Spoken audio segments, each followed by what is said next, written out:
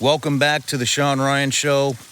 This week, we have one of my favorite guests of all time returning for a second interview.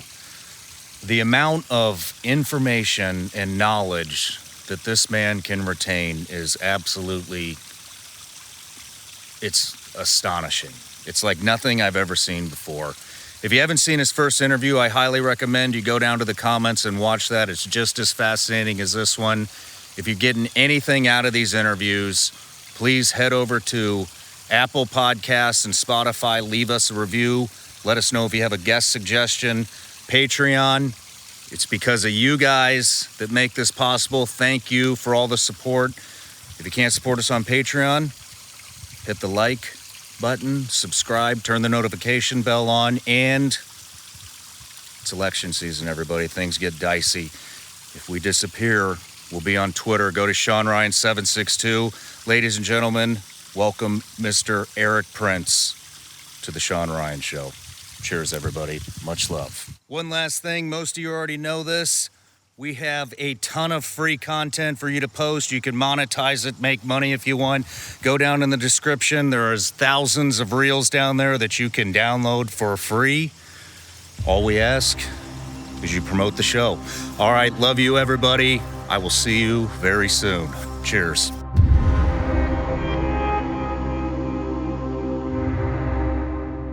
Erik Prince, welcome back to the show. Thanks, Shawn. Nice to be back.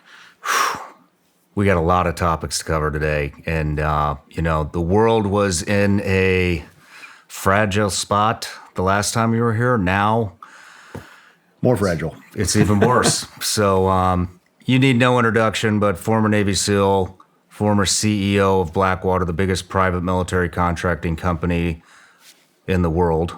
And, was before it got broken up by the Obama administration. But you're just a fascinating guy. You are brilliant when it comes to what's going on in the world, and me and the audience are all dying to hear what you have to say on all these various topics. So, but you know what the number one question was on our last interview?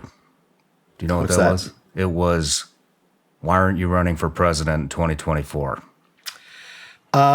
Because I think certainly not the time for me to do that. I think President Trump has significant momentum. I think he will be the nominee, and he may not be the perfect vessel, but as a country, we're not hiring a messiah; we're hiring a president, and his ability, his willingness to take on the political elite, the swamp, as he rightly called it. And when you look at the nonsense that happened around the 2020 election, I think it's a fair shot to give him a chance to go again and to finish what he started. Do you have any hesitations about him taking office again? There is no question that he loves the country. I mean, what guy living that level of life of comfort would step away in 2015 to run in the first place, and then with all the bullshit that they put him through while he was president and even after president, all these 4 sham indictments that they're putting him through, none of that would have happened if he just retired and played golf at Mar-a-Lago. Mm-hmm. But the fact that he's stepping back into the arena and the knives that are out for him shows what a threat that the political elite see in him. So, again, an imperfect vessel, but the right vessel to push it, to push forward with. The only thing that really concerns me is who is he going to put in his cabinet? Who's going to work for him? I agree. That's my concern as well, because he never really got control of his national security apparatus last time. But I think he did not understand. I don't think he fully comprehended the depth of how uniparty Washington had become, and that a lot of those changes were not affected by the people he put in place. Do you think there's any other candidates that could take the job? Look, Ron DeSantis has governed Florida extremely well. He's extremely competent, proven. I like his policies. He has not ignited the retail politics of it all in appealing to a broader market as much, but I wouldn't rule him out. I saw Vivek Ramaswamy at CPAC, probably 9 months ago. And I remember I said to my wife, I said, that guy really is sharp on the issues and he's going somewhere. And so is America ready to elect a Republican, an Indian Republican from Ohio? Maybe. I mean, crazier things have happened, but whoever it is, what's unproven about him is, can he take the unrelenting pounding of Washington and the left in the media, attacking him in every way? That's a pretty hot fire. And the one thing about Trump, he has a very stiff neck, and it has persisted, unabashed, unafraid, through withering fire. He definitely has a hell of a chin. There's no doubt about that. Like one of my favorite quotes from Churchill. He was speaking to the Canadian Parliament, and he said, a year ago, Herr Hitler.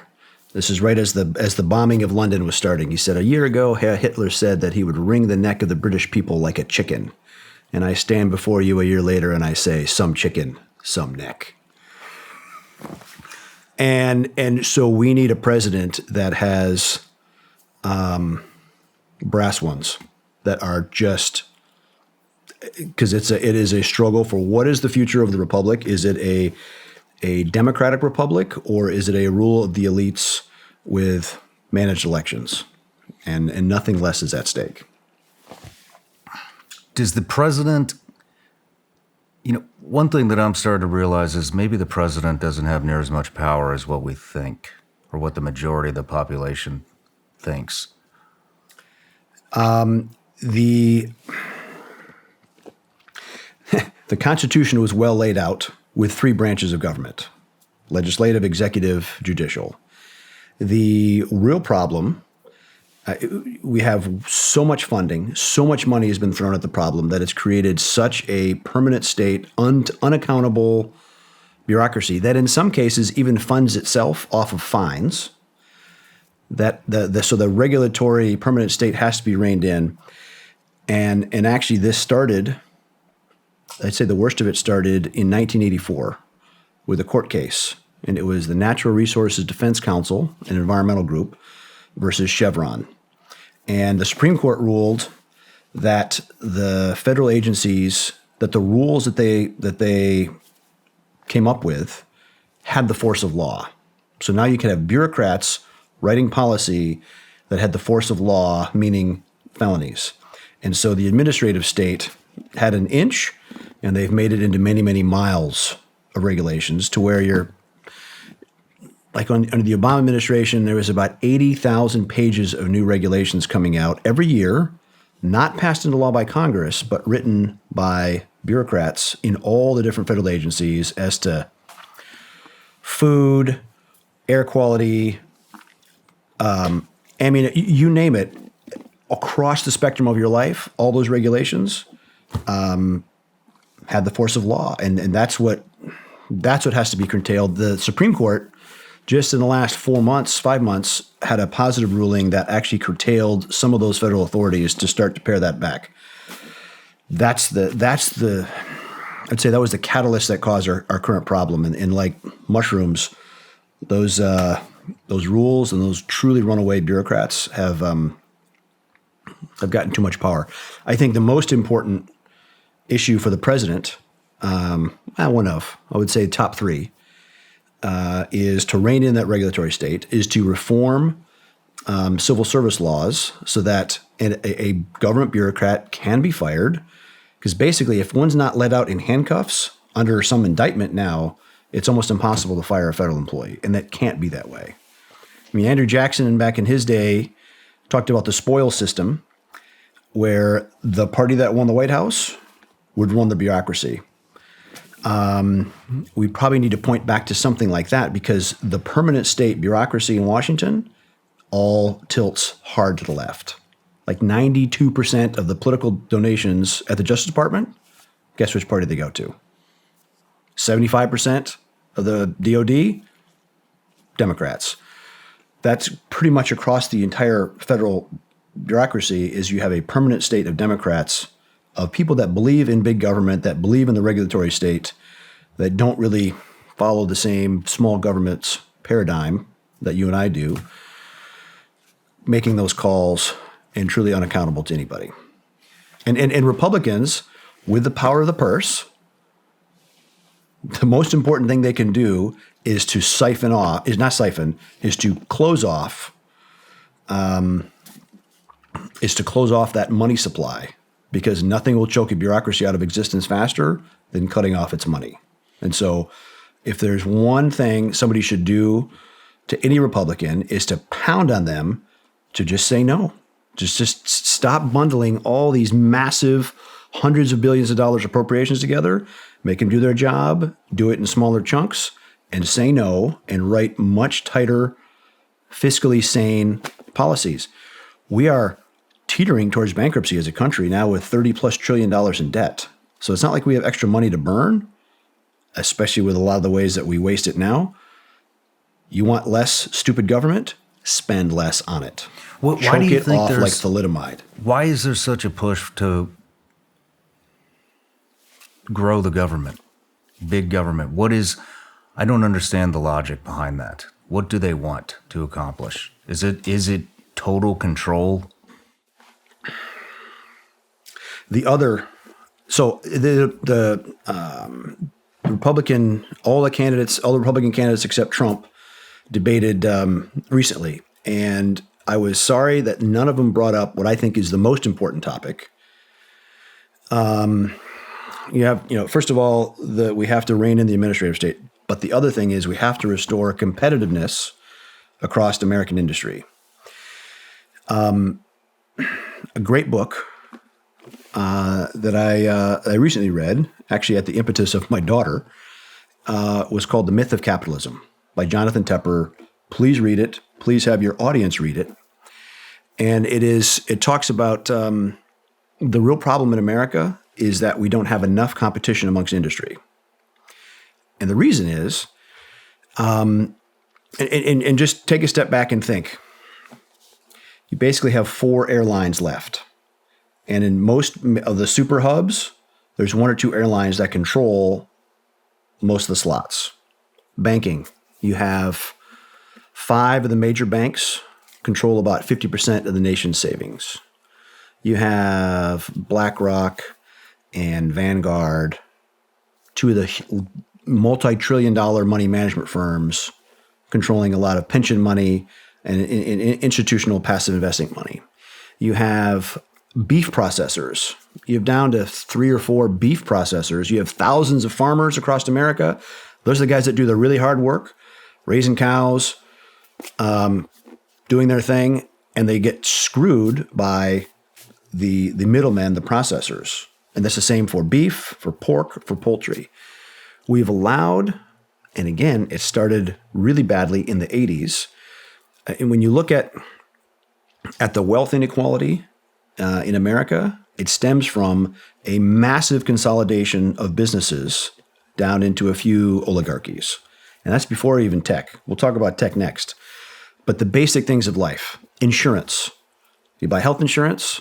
Health insurance is regulated state by state by state. And so in your local market, you probably have 1 or maybe 2 insurance providers. You have 1 or 2 hospitals to compete with. The regulations feed the beast of big business, because big business can withstand the delays and all the compliance nonsense that all these extra regulations that Washington continues to pile onto big business.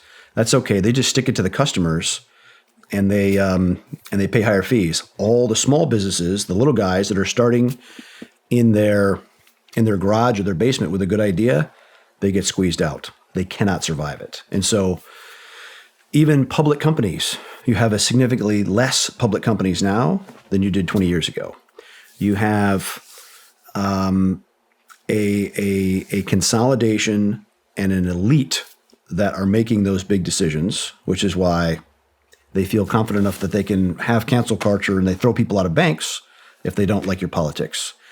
The pricing that is charged is they have above market average pricing that they get now versus what they've ever had historically because of the effectively, it's not a monopoly, but it's an oligopoly. When you have a couple of sellers in the market, it's very easy for them to cooperate and to collude on raising prices to stick it to their customers. Or in some cases, what's called a monopsony, which is if they're the sole buyer. So if you have one large factory or an Amazon warehouse that's big in the area, they can really control what pricing gets paid for wages. Why are wages going down or not going up, especially under Dems? It's because they love to flood the market with more and more cheap labor that makes big business happy. They have more and more regulations, which keeps the small guys down and out. That is the paramount question that must be fixed in the American economy, or the American republic with a really healthy middle class is gone. You're going to have elites and everybody else that is struggling to survive, and that is not what made America great. Couple years back, I had this crazy idea that I wanted to sell my own branded Vigilance Elite gummy bears online, but I had no idea how to get started. And then I found Shopify. Shopify is the commerce platform revolutionizing millions of businesses worldwide. Whether you're a garage entrepreneur or IPO ready, Shopify is the only tool you'll need to start, run, and grow your business without the struggle. Shopify puts you in control of every sales channel, so whether you're selling satin sheets from Shopify's in-person POS system or offering organic olive oil on Shopify's all-in-one e-commerce platform, you're covered. And once you've reached your audience, Shopify has the internet's best converting checkout to help you turn them from browsers to buyers. What I really like about Shopify is you don't have to be a website professional to create a new website to sell your products. It's very user-friendly, easy to use, anybody can do it. Sign up for a $1 per month trial period at shopify.com/Shawn, all lowercase. Go to shopify.com/Shawn to take your business to the next level today. That's shopify.com/Shawn. There are a lot of people out there, myself included, that think this country is being destroyed by a small group of people. And to be honest, to me, it looks like the Federal Reserve is declaring war on Americans again. With the big push for a digital dollar, something they're calling a central bank digital currency, or CBDC. That's one reason why many Americans, thousands of them, are putting a portion of their savings into gold and silver. To help you make that decision, go to goldco.com/Ryan or call 855-936-GOLD to get a free 2023 Gold IRA kit now from my new partner, Goldco. They'll show you how to protect your money from a digital dollar with physical gold and silver, and show you how it could be tax-free and penalty-free even if your money's still in a retirement account like an IRA or a 401k. And if you're an American citizen, then you may qualify to get up to $10,000 in free silver just for protecting your savings. So go to goldco.com/Ryan or call 855-936-GOLD to get their 2023 Gold IRA kit delivered to your front door completely free. Again, that's goldco.com/Ryan or call 855-936-GOLD now. Performance may vary. Consult with your tax attorney or financial professional before making an investment decision. That's a damn good point that I haven't thought of. And listen, I challenge you and your readers, when you go in the grocery store and you'll see 6 or 8 different kinds of packaged meats, it's all just brand facade. It's often 1 or 2 different companies with different brands. It's an umbrella company with a bunch of different names underneath of it. When you look at the consolidation, it's like a matrix that goes from 50 companies down to a few. And they keep a lot of those brand names functioning so people have the perception that there's multiple companies in competition, but it's not anymore. Beer. 80-90% of the beer in America is 2 companies. Yeah. So again, that's why they can That's why Anheuser-Busch can put people in charge that hate their customers that much that they do really stupid, out of market, offensive stuff and think they can get away with it. Yeah. So whatever boycott and righteous anger that normal people feel towards Bud Light, in the end, it's not going to move the needle because they have 10 other brands that people will still buy from. If you really want to protest against big beer, then buy from your absolutely local microbrew guys, because that's who needs the help to survive. Very true. Very true. Well, Erik, let's keep going down the subject pipeline. But, I know that's probably the only reason you came back for the gift. Came for the gummy bears. Right. Well, there's something different in there. So I'm big on brain health now. So there's some coffee. Okay. It's got functional mushrooms in it. Lord knows I need some brain health. Yeah. So yeah, layered superfoods, coffee, creamer, and performance mushrooms. Thank you. Supports brain health. But so I got a ton of questions for you, and then you have a list of stuff you'd like to cover as well. I want to start with the cartel and the border situation. There is roughly about 100,000 deaths a year. 109,000 last year. From fentanyl overdoses coming up through the southern border. We know that China's coming across, teaching these guys how to make the deadliest fentanyl known to man. Now they're moving on to another drug, which the name escapes me right now, but it's going to be more potent than fentanyl. And China's also shipping in all the supplies for the cartels to make the fentanyl. Now, a lot of these presidential candidates are talking about sending in the military. DeSantis, I interviewed him, and he wants to send in strike teams to hit these cartels. Ramaswamy, I interviewed him. He wants to utilize the military to combat the cartels. What's your take on this? I think you got a very different take. Well, this goes way back to the 1840s when the Chinese started what was called their century of humiliation. And you had the Opium Wars, where you had trade colonies carved out, which what became Hong Kong, Kowloon, on the southern China at the bottom of the Pearl River. The opium that was pushed into China, which came out of India at that point, definitely had adverse effects. And so what China is doing now is a double FU back to the United States or the West, period, for that. It is absolutely CCP, Chinese Communist Party policy to create the precursor chemicals in China, actually not far from Wuhan, oddly enough, the same place that the COVID labs were. So those precursor chemicals are sent to Mexico and to Venezuela. Eventually, they're made into labs in Mexico and pushed across the border through the cartel network. And worse than that, the Chinese are even directly intervening into Mexican politics to support very leftist candidates. AMLO, the Lopez Obrador, who's the president, is a committed hard leftist, and the Chinese want to keep him in office because he is not the law and order candidate. He was the hugs and love candidate against the cartels, promising to take no stand. And so Mexico daily, weekly creeps closer to becoming a full-on narco state where the cartels really have that say.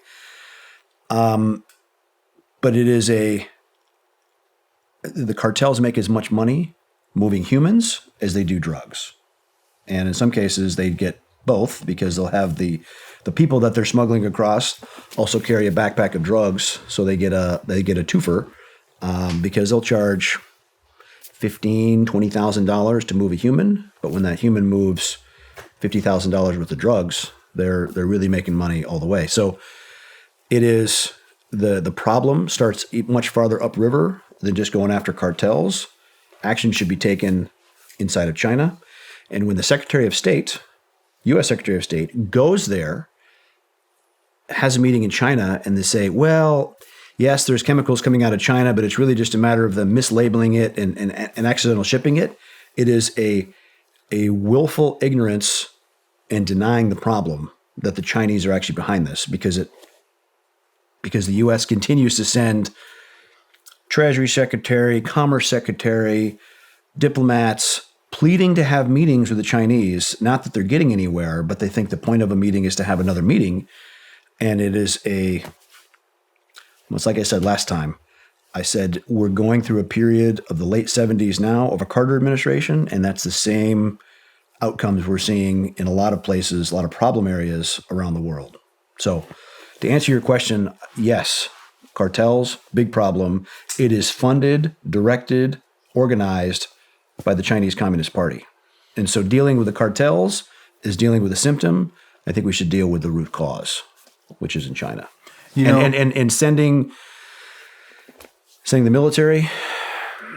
Look, the U.S. has had two major incursions into Mexico. One was about 1845, where we literally invaded and went to Mexico City. We don't need to do that.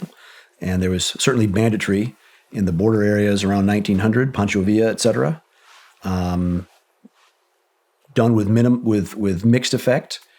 If anything's going to be done on a kinetic basis, it should be done through the smallest and tiniest of covert action, and to really pit the cartels against themselves. Can you elaborate on that? How would you do it? It's probably better not to say on camera. Fair enough. Would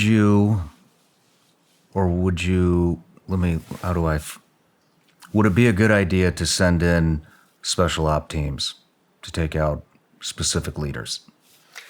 Look, the cartels operate without consequences. And so giving them actual consequences, if you keep moving fentanyl, if you keep moving XYZ, then this will happen. There's ways that can be communicated to them that they would respect.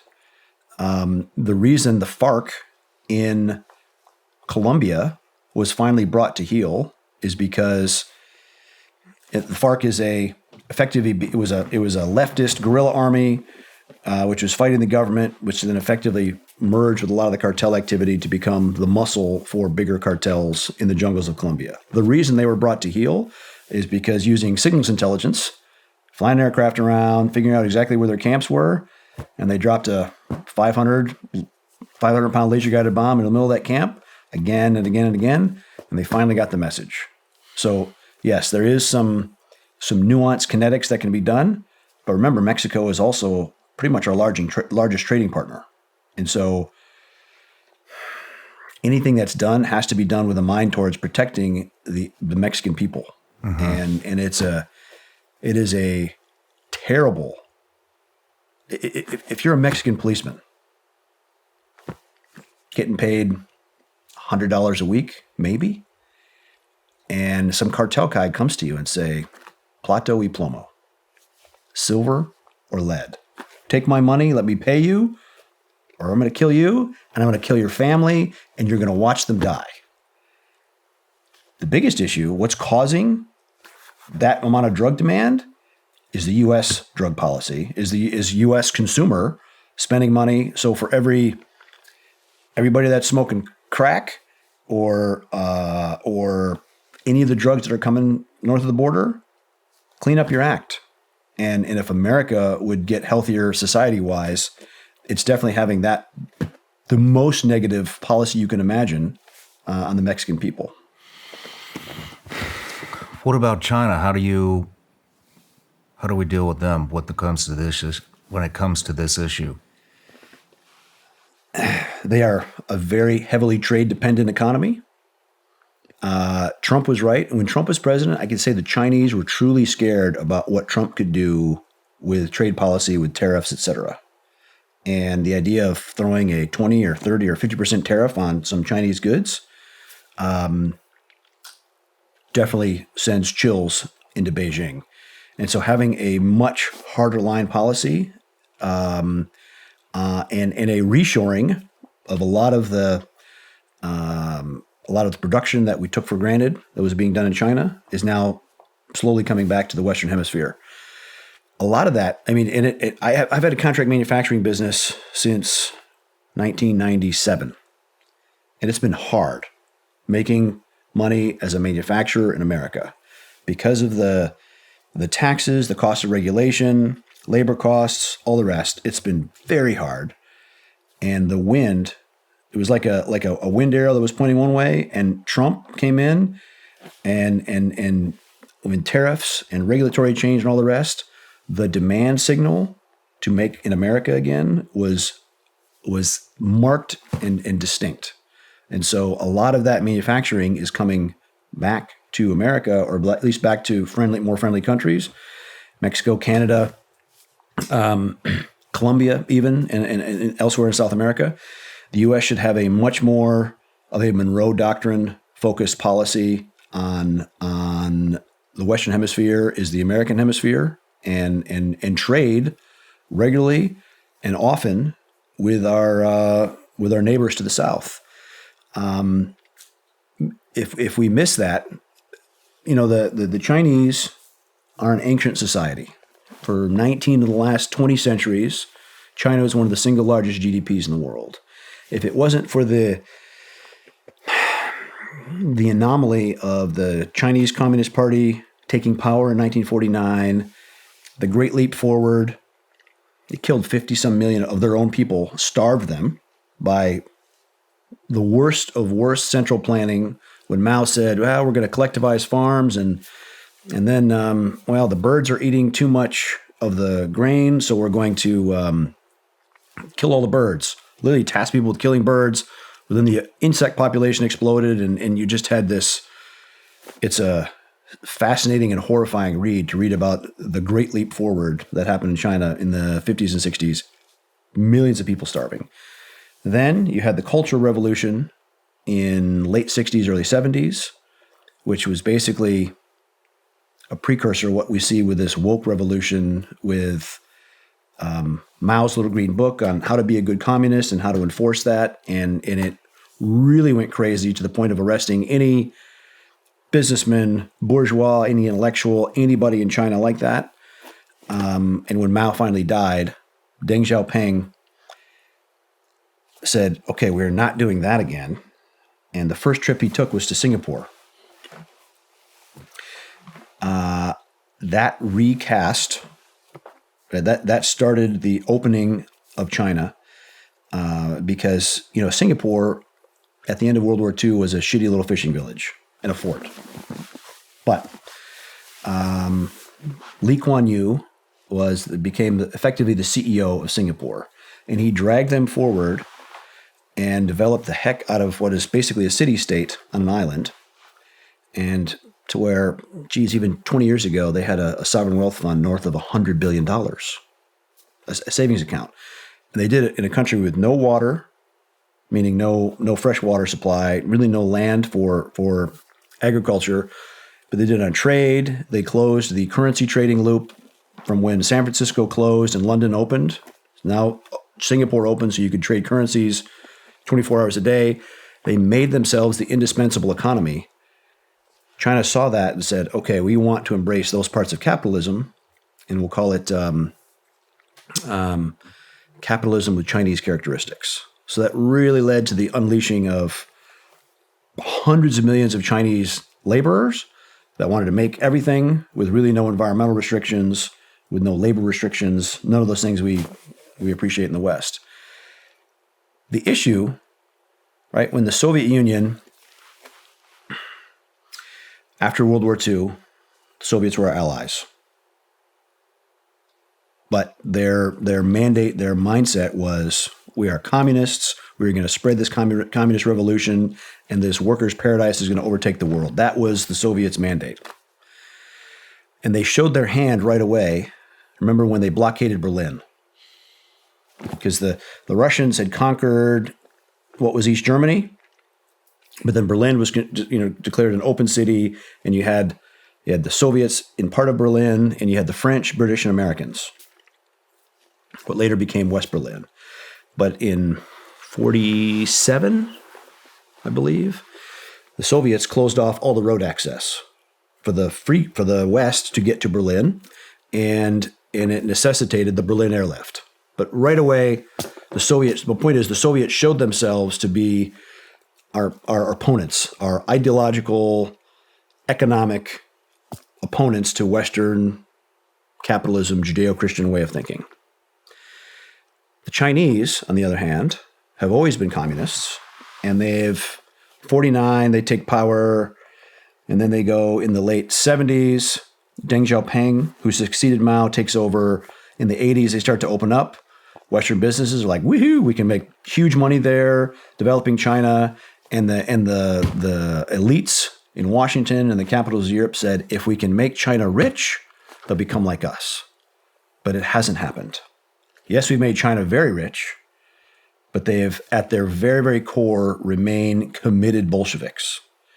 And so their hooks are in to our institutions, our universities, our business elites, our big money managers, etc. When the super elite money managers are managing tens of billions of dollars from China, and they're doing it on a percentage basis, so they're taking a management fee where the Chinese Communist Party is paying them tens, if not hundreds of millions of dollars a year, and then these guys are making apologies for China's behavior. That's a problem, right? That's part of the hooks that have to be clarified.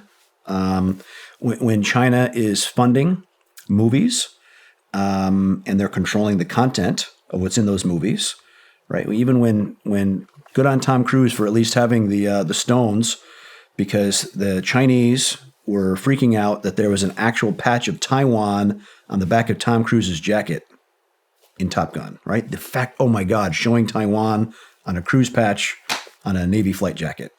That's the kind of obsession that China has about controlling the message and influencing that message. And they do that on a daily basis in the United States. American universities take tens of millions of dollars a year in research grants in exchange for a lot of that IP making its way back to China. We have hundreds of thousands of Chinese students that pay a very full tuition rate to a lot of American universities, and they're addicted to that money. And again, that kid is taking the seat of an American that could be in that seat otherwise, and that Chinese person that comes here and studies, maybe gets an advanced research degree, goes back to China and takes that knowledge with them. The Confucius Institutes, which are funded by the Chinese Communist Party, present on many, if not most, American universities, large, state level, even some private ones, are done to promote the message, the propaganda message of the Chinese Communist Party in talking about their position on the South China Sea and on Taiwan, on trade, everything, basically amplifying everything that's wrong in America and everything that's great about China. Again, funded subversion inside the United States. And then you have it down to it's called the United Front Work Department, which is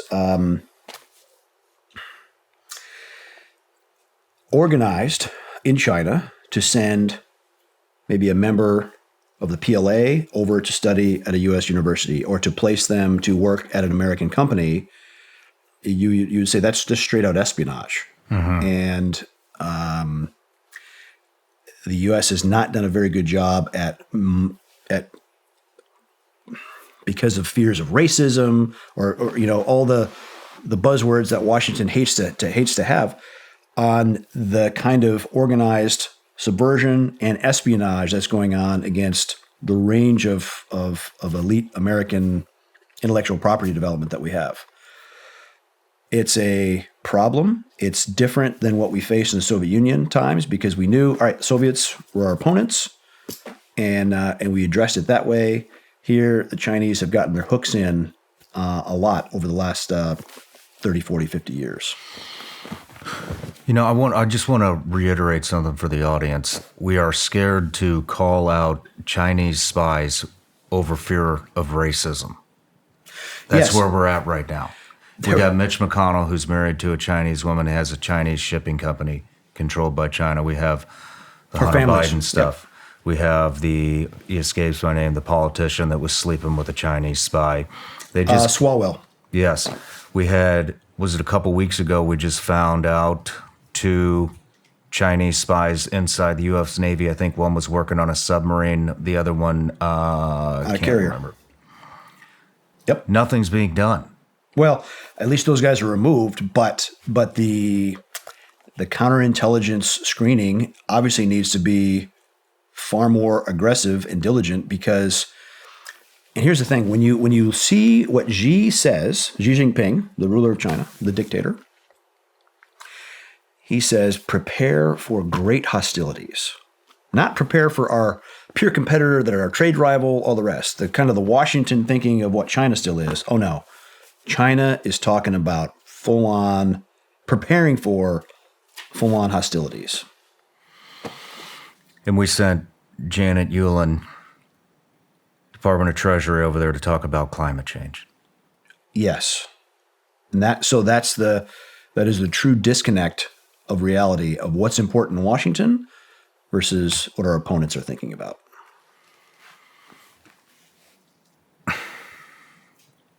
I mean, I don't see a way out of this. I just talked to this guy last week. He's part of the Afghan resistance. I think part of the reason that withdrawal happened the way it did is because they took over all the lithium mines. All of them. No, I don't think we didn't withdraw from Afghanistan to give China the lithium. There's sadly, there is $1 trillion or more of value in the ground in Afghanistan that the U.S. never even helped the Afghans fully develop. Because we're dumb. And because we have... How did we miss that? 20 years we've been there. There's been this green initiative since I can remember. 20 years we've been there, and we don't help them develop mines to get the lithium out so that we could supply ourselves with batteries. So now we're going to take them off from China. Well, it's worse than that, Shawn. I mean, I talked about it last time, but before it even gets green, the hydrocarbons that the U.S. required, right, to have tens of thousands of forces in Afghanistan requires a lot of gas, diesel, and jet fuel. And all of that was coming from the Med that we would boat down through the Red Sea to Karachi, truck it up all the way up into Afghanistan, which is why the fully burdened cost of that gallon of diesel fuel was between $200 and $250 per gallon by the time it got there. But in just southeast of Mazar Sharif, up in the north of the country, in Balkh province, there's the Amu Darya oil field, which was discovered, drilled, proven by the Soviets in the 1980s. And when they left in 1989, they cemented the wells, left it properly, and left.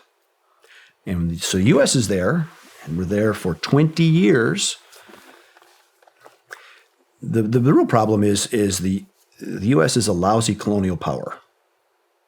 And with the mindset of Washington is that there's an unending supply of money. Just send the money from Washington. That's easier than figuring out how to build value locally. The Brits had a great, with the East India Company model, and we should talk about that more later. They had a great saying that a functioning workshop is better than a battalion of soldiers. And figuring out ways to actually make value, and face it, a society needs energy, it needs water, it needs building materials to start building out a society. And what we never did in Afghanistan was, while we over-empowered clowns like Karzai or Ghani, who were just corrupt, awful people. Do you know what Karzai was doing before? He was a hot dog vendor. He had a hot dog cart on Capitol Hill in Washington. And the CIA put him in a position of power because he could speak good English, not because he was a great unifying candidate. You're kidding me. Fact. Karzai had a hot dog cart. Wow. But, Massoud, the Lion of the Panjshir, the kind of the leader of the Northern Alliance, was a great leader and the logical leader to turn to, but Al-Qaeda killed him with a suicide media crew that literally took a camera packed with explosives into an interview with him and blew it up 2 days before 9/11. So that at least the Taliban knew, or the Al-Qaeda knew, that guy's going to be our rival, and they took him out. But over-empowering the Afghans to let them make these decisions meant that the Chinese bid for the Amu Darya oil field, and they sat on it, not because they were waiting for us to leave, it's because they were too scared to operate it. The Mas Ainak mine, which is one of the largest single copper deposits in the world, is only 30 miles south of Kabul, has been mined for at least 1,000 years, and still the rights were sold to some Chinese entity because they black bagged, meaning paid cash to some corrupt Afghan official to get to the rights to it. But again, functioning workshop, better than the battalion of soldiers, a functioning Mas Ainak mine, we could have sucked 10,000 Afghans, Taliban, out of their fighting pool and given them picks and shovels, 3 square meals a day, pray 5 times a day, and we would have taken the equivalent of an infantry division worth of Taliban off the battle space and let them produce copper. Generals, the problem with our generals is they don't think about what controls the arteries of commerce, what really makes an economy work. Because their money in their mind comes from Congress and it just appears in an account for them to consume. They don't think about how the money gets there in the first place. And so generals think about controlling battle space, not about actually controlling hearts and minds by employing people and feeding people. And so many opportunities like that were missed. And it really comes down to, well, and this is the problem in the Sahel, with collapsing states there, with places America has been, that I think we forget what built our society in the first place. One of my favorite movies is an old Tom Cruise movie called Far and Away. Poor Irish kid, has nothing in Ireland, makes his way to America. Nicole Cruz is the daughter of some wealthy Irish elite, and they go together, but they eventually make it to Oklahoma because he wants land. He wants to own land. And America gave away a lot of land to settlers that would come in legally and claim their land, and they could own it if they could farm it. And I think it's really easy to forget what the underpinnings of what made our society function. And that really became clear to me when I met a guy named Hernando de Soto. He's a Peruvian economist that, so he grew up, he is probably 70 years old now. But in the 80s, he was managing a construction company in Switzerland. Grew up in Peru, somehow winds up in Switzerland. He's managing a construction company, does very well, makes a ton of money, goes back to Peru. Peru's a shithole.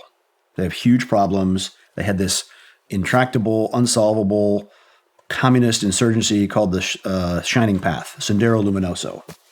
And it's raging, and it's causing all kinds of problems. And he thought, why is Switzerland great? Why is Peru not? What's the problem? Because the Peruvian people aren't dumb. They're hardworking. They want to be successful. What made Switzerland successful? And so he really dug in. And I think it's important to remind people of what makes capitalism possible. And he said the difference is you can get title to land clearly and simply and defensively. You can get title to land in Switzerland. You can open a bank account. You can get a business license.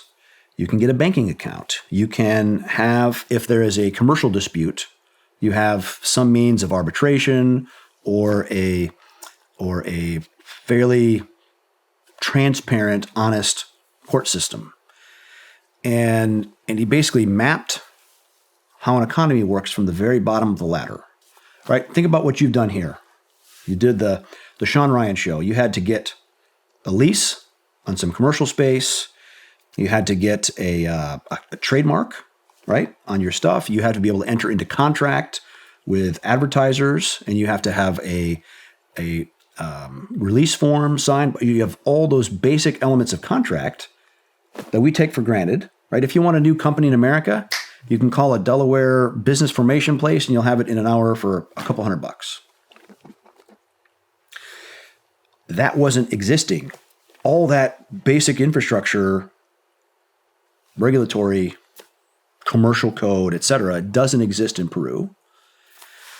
And that's what's keeping people really down. Because if you're an elite, yes, you can pay this guy, and you get this license, you navigate, and you coordinate your monopoly, right? And they're doing fine. But the poor guy who's just trying to farm, so he grows something, how does he get it to market? Probably doesn't have a road that's reliable. He can't enter into contract on his very limited number of buyers because he can't advertise, because he doesn't legally own his product, and he doesn't have a business or a bank account to receive money, so he's limited to cash only. It literally is the roadmap of how to suppress somebody and keep someone down.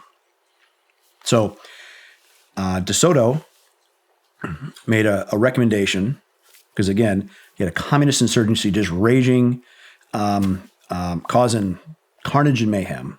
He said, enough, let's give the campesinos, the country people, rights to their land, clear title. Within a year of doing that, it was over. People own their land.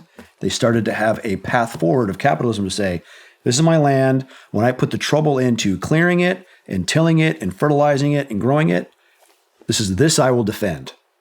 And so, and good borders, good fences make good neighbors and good trading partners. And that started to build the basis of society. So De Soto built a consulting business, and he wrote a couple of books. One of them is called Invisible Capital, recommended, and the other is The Other Path. Obviously, The Other Path other than The Shining Path. I'd encourage your viewers to read that as well. It gives a great appreciation of when you see what happens in other countries or doesn't happen, versus what we really take for granted in America, and why we have to fix the regulatory state, because all those basics of business formation, of commercial code, all those things, the more we let Washington and big government screw it up, the more it suppresses. It's another rock in the rucksack of the little guy who's starting at the very bottom of the ladder to climb up. I reconnected with De Soto about 15 years ago. I mean, so forgive me, but I went to Hillsdale College, which is a very libertarian school. It accepts no money from the federal government. And so reading about De Soto and Hayek and the Austrian School of Economics and a very free market approach fortunately, it was my experience in college to do that. But I reconnected with him because I'd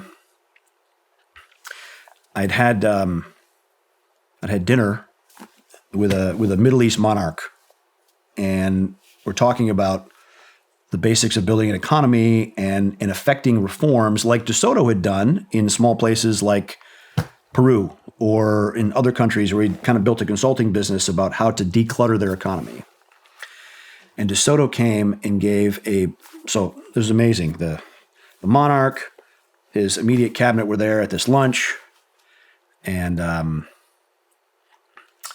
De Soto gave this amazing display, talk about something they'd done in Egypt, that they'd recommended in Egypt just a few years prior.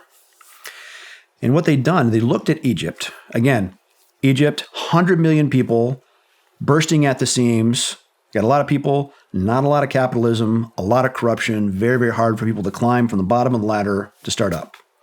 And what they found is about 45% of the Egyptian economy was considered gray market. Not black. It wasn't illegal. They weren't doing criminal stuff. But the fact is the bureaucracy and the corruption made it impossible for a normal guy to start a business and to make something happen. And he gave an example. If you're a baker, right? You're baking bread. You've had a lot of flatbread. You've had a lot of flatbread in the Middle East, right? Yes, we have. That poor guy, to be a legal baker and to grow his baking business beyond his hut on land that he doesn't even own, the licensing process, and he mapped it, was like 35 steps long. And he paid, and they literally sent people around to figure out, okay, this is the bribe you have to pay for this one, and this signature, and this signature, and this signature, just to do a baking license. How do you get land for it? How do you get the import permits for the wheat, or just to put the entire supply chain together? It was more than a year. It was 14 months of wages just in bribes to get the license. It was 2 years in duration just to try to go through the process, just for a baker to become a baker.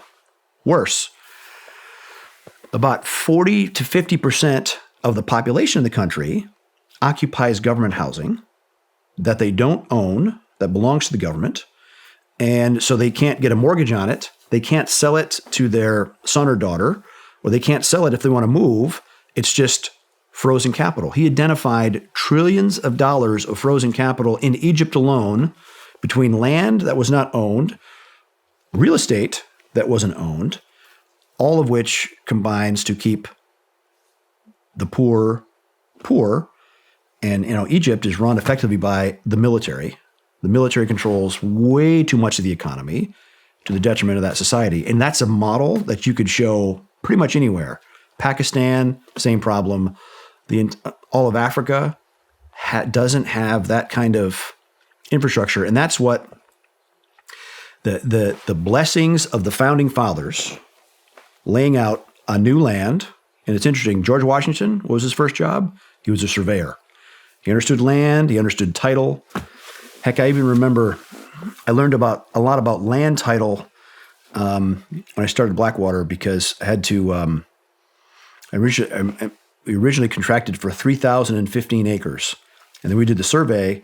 I picked up an extra 85 acres on the deal because there was a difference between the Torrens system, which was something that went back to the George Washington days, up to the present. But the other brilliance of owning land in America is you own it from the surface to the center of the earth. Really? I didn't know that. Yes. So you own, unless you've conveyed the mineral rights to someone else, you own from the surface to the center. That's why fracking, that's why a lot of the extractive industries flourish in America, not in the UK. Because a UK farmer owns the surface, but the government owns underneath. And so the farmer doesn't benefit if someone comes and puts a drill rig in his farmland. He doesn't really have a position to take. So that's why so much of that's been effective at making America energy independent doesn't apply in Europe. So the benefit of the new world, of mapping, of codifying private property rights in commercial code so that the very, very poorest, the people with nothing, can start to climb the ladder, and with hard work and diligence and savings, they can make it work.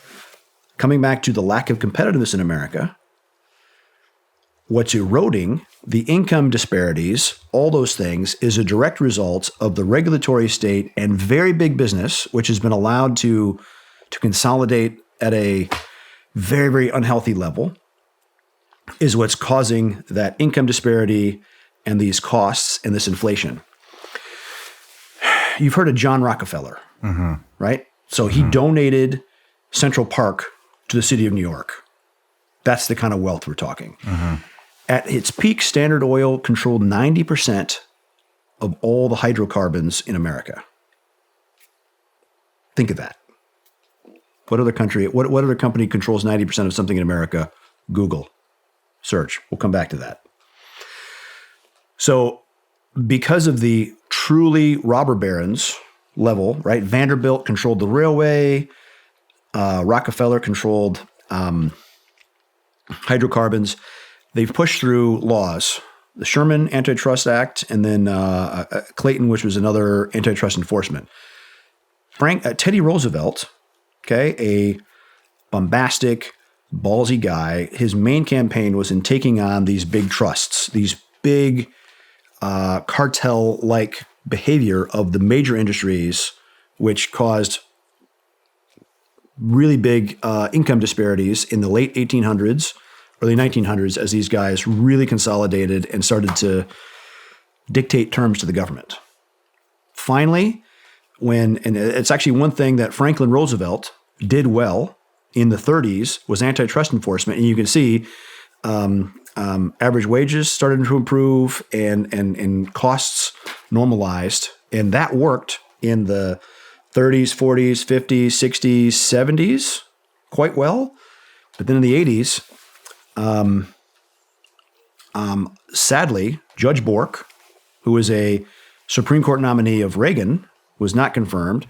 But his stuff on antitrust enforcement was terrible because he thought, well, if big business is great, as long as it drives efficiency, ignoring the fact that the fewer and fewer businesses that control everything means it's very easy for them to coordinate and to cartelize and to set prices and to stick it to the man, to stick it to the little guy.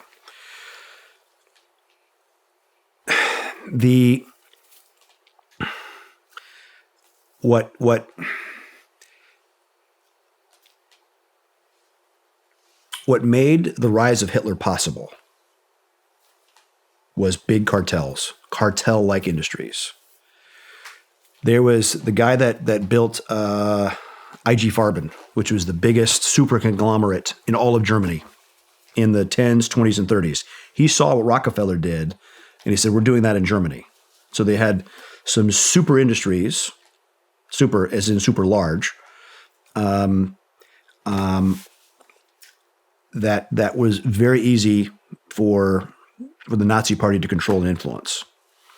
When you think about World War I, Germany was defeated.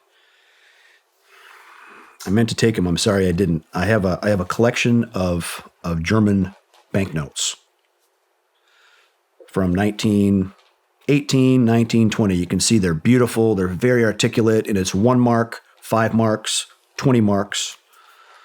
But then their inflation starts, and it goes crazy. Then you have 20,000, 50,000, 1 million, 1 billion, 5 billion mark notes.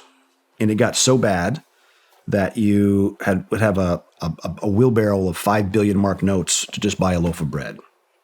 So hyperinflation takes off in Germany in the 20s because of really bad economic policy, a cartelized like industry. And what do people do? They elect Adolf Hitler. We must never let it come to that, and respect the institutions, respect the Constitution. Our founding fathers gave us the document, and we ignore it at our peril. But what really made, going back to Germany and cartel-like businesses, people talk about communism.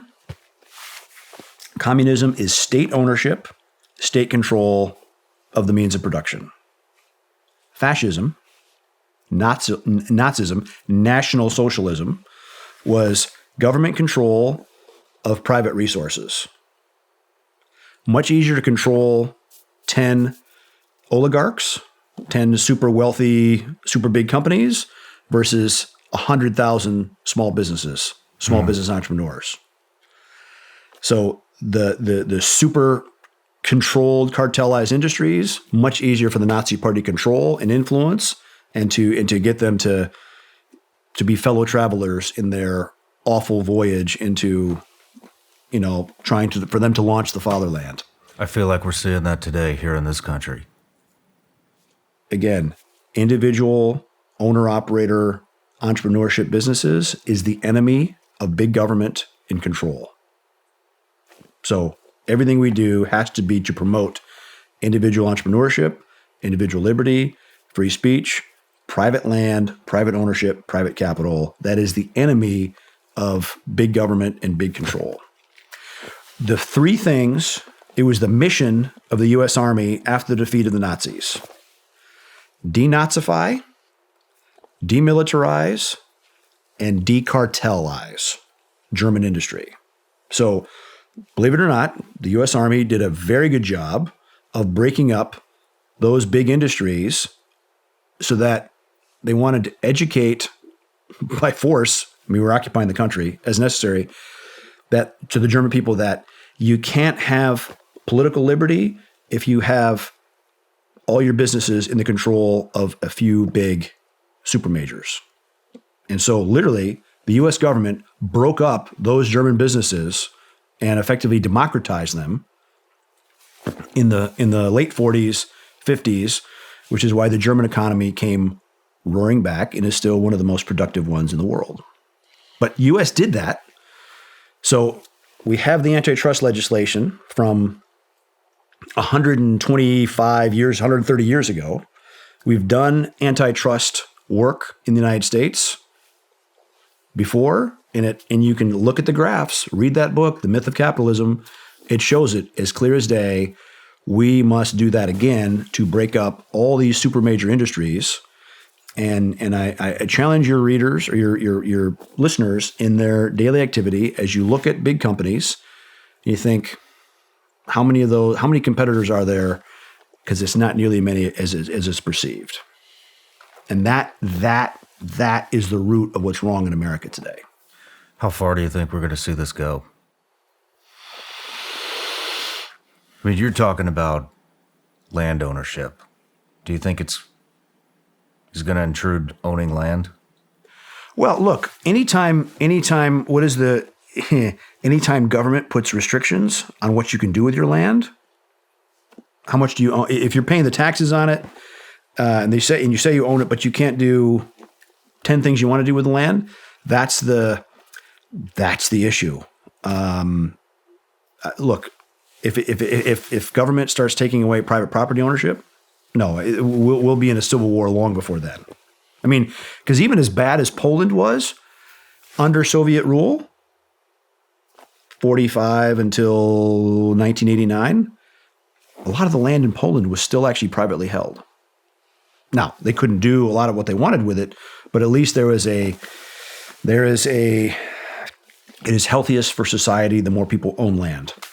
And owning it is far better than renting it. An immediate problem that I see even is big corporations, big pools of capital that are buying up all kinds of private housing and turning it around and renting it. They're basically making it into all Airbnb properties. That must be curtailed. If you're a mayor, if you're a city councilor or county commissioner, cut that out, because the advantage will always go to the super big guys. Because when you've had low interest lending by the central bank, the people that have the benefit the most from, quantitative easing, low interest rates to infinity, like we have for the last 30 years, it seems, is the big banks. Sorry, is the big borrowers, because they can borrow at the very, very cheapest rates. And so they can always afford to pay a little bit more for that house and always squeeze out the little guy. The responsibility of government, right? Why did government start after Cain killed Abel back in Genesis? Government exists to prevent murder, and to establish a basic level of justice. And the role of the U.S. government should be to ensure individual liberty and ensure equal treatment under the law, not skewed treatment under the law based on wealth accumulation and political access and lobbying access. Makes a hell of a lot of sense.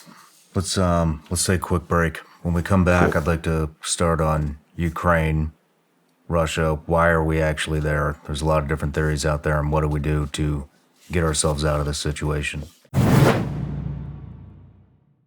Hey guys, you've heard me talk about them before, but I want to tell you about this new drink, Hoist, which is IV level hydration. I personally like Hoist because they have half the sugar and 3 times the electrolytes than some other sports drinks without artificial dyes or preservatives. Hoist is on the majority of U.S. military bases globally, serving our warfighters in operations and training.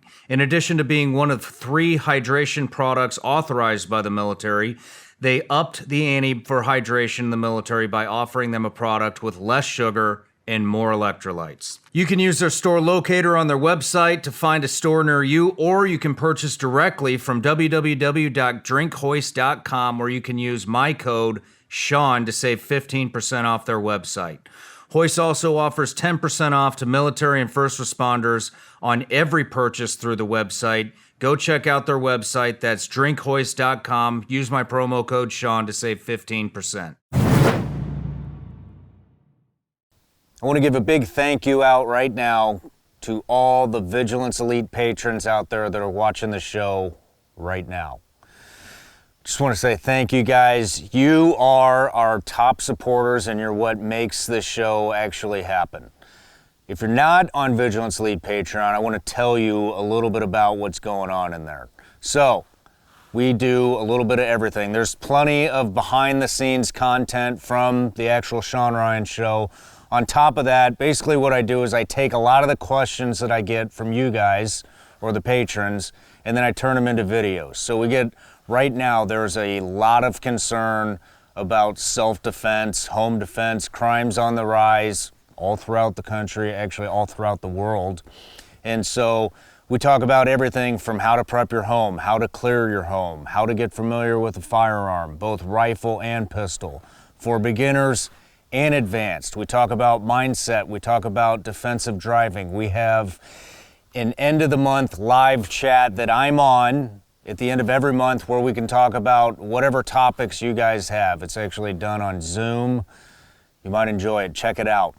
And if Zoom's not your thing, or you don't like live chats, like I said, there's a library of well over 100 videos on where to start with prepping, all the firearm stuff, pretty much anything you can think of, it's on there. So anyways, go to www.patreon.com/vigilanceelite, or just go in the link in the description.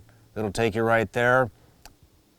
And if you don't want to, and you just want to continue to watch the show, that's fine too. I appreciate it either way. Love you all. Let's get back to the show. Thank you.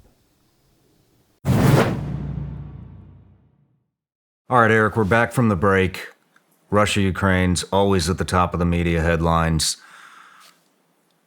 I got a couple of questions. One, why are we so involved in that conflict?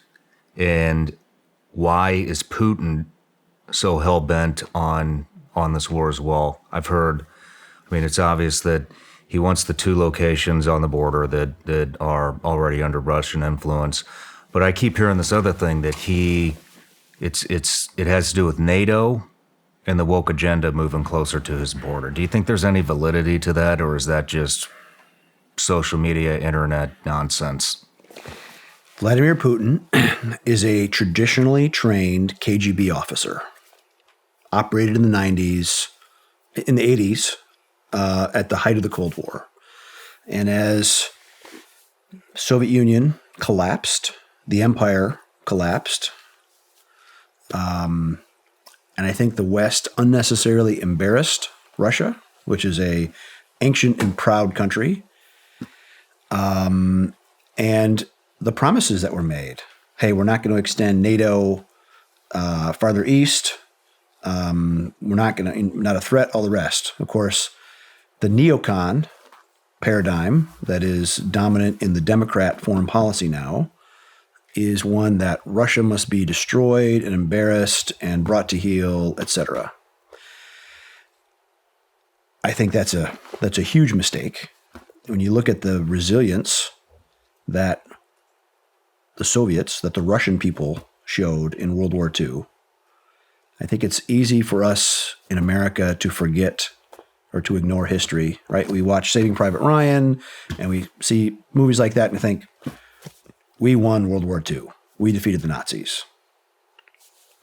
The fact is, 22 million citizens of Russia, of Soviet Union, died defeating the Nazis. 22 million? Yes. How many Americans died in World War II? 400,000. 250,000 in the European theater, 150,000 in the Pacific theater. That's it. 400,000, 22 million. While the U.S. was just invading North Africa in Morocco, Operation Torch, 1943. By then, the Soviets had erased 650,000 members of the German order of battle at the Battle of Stalingrad alone. Do you know how many Russians died at Stalingrad? 1.2 million. Okay, so they paid a very heavy price in defeating National Socialism. And so if you're a Russian, if you're Putin, a traditionally trained KGB officer who thinks of the days of Peter the Great and the greatness of the Russian Empire and making St. Petersburg beautiful again and all the rest. At no time since May of 1941 did you have more unfriendly forces at the border of Russia than now with NATO. Look, I get the Baltics, Poland, and wanting to make partners of and allied partners of them, but there's a lot of stuff we do that is unnecessarily antagonistic. You don't need to be flying B-52s across the Baltic Sea constantly in mock nuclear missile runs. So there's a lot of things the U.S. did that were very unnecessarily provocative, and the idea of adding Ukraine, which was never that much of an independent country, always part of the greater Rus, and very much a intermixing of Russian and Ukrainian language. Even a lot of the east of Ukraine speaks Russian. Kharkiv, Donetsk, Donbas, Crimea. Talking about making them part of NATO, dumb idea. Really dumb. And so it's all part of the FU Russia, FU Russia, FU Russia of the neocon agenda, and I would say linked with the permanent state military industrial complex in Washington. The Russians had said consistently, don't do this or we're going to react. And I guess in keeping with the unseriousness of how Washington negotiates, just like we sent Janet Yellen to Beijing to plead for meetings and to talk about climate change, the State Department sends Wendy Sherman, who was the Deputy Secretary of State, to dissuade the Russians, and she'd been a social worker. So you're going to send a social worker diplomat. I'm sure she's a nice woman, but not the kind of imposing figure to sit across the table from Putin, who sits on the top of a gang of oligarchs and Russian generals and badasses, to say, please don't invade Ukraine. We will be very upset if you do. It's just not the right image. I mean, I think back, an early mentor of mine, a guy named Dick Allen, who was Reagan's first national security advisor, and he was sent after the election in 1980 to meet with the mullahs in Geneva, because at that point you had 52 American hostages that had been held for a year plus, the failed rescue attempt, very much a low point in American foreign policy mojo. His message was very simple. If the hostages are not released by the time Reagan makes it from the front steps of the Capitol to the White House, we're going to turn your country into a sheet of glass. And he's the right guy to deliver the message. He's a huge Scotch-Irishman with huge hands, huge jawline. I'm sure that was delivered with all the necessary bravado. And they got the message, and sure enough, the hostages were released. It is a lack of seriousness in Washington sending unserious people trying to do serious statecraft anymore. So, long answer to a key topic. Why Ukraine? Why now? We've spent a lot of money. The Europeans have not spent nearly as much. I think it's a great evidence of what a joke NATO is, and even how hollowed out our own industrial base is, that it's a struggle for the U.S. and the West to keep up with just the basics of artillery shells, that we have to depend on the Koreans and Indians and other random supply bases around the world to even fight a very limited front land war, or to support a country that's doing so. in Ukraine. There was a great book I read called Freedom's Forge. So coming back to who really defeated the Nazis, the Soviets did most of the heavy lifting. They killed most of the German army. What made it possible was American industry. How do you go, because the German army had only like half trucks, still used a huge amount of horses to move their logistic stuff. How do you make it possible for the Soviet army to go from Moscow to go all the way to Berlin? 600,000 U.S.-made trucks. 600,000.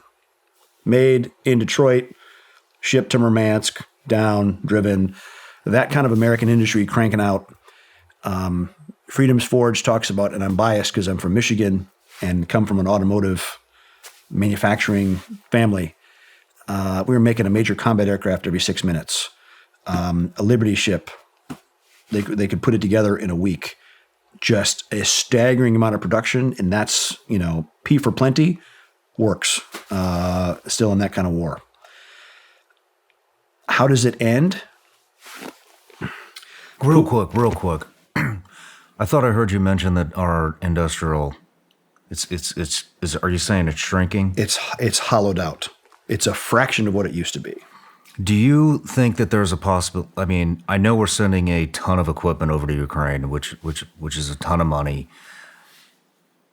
I don't know if this is just wishful thinking or not, but are we on the precipice of a new era of weaponry, and we're just sending our old junk over there?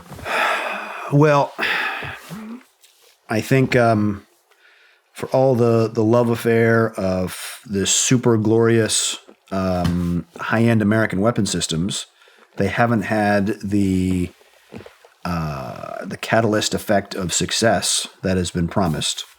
And the nature of warfare is changing.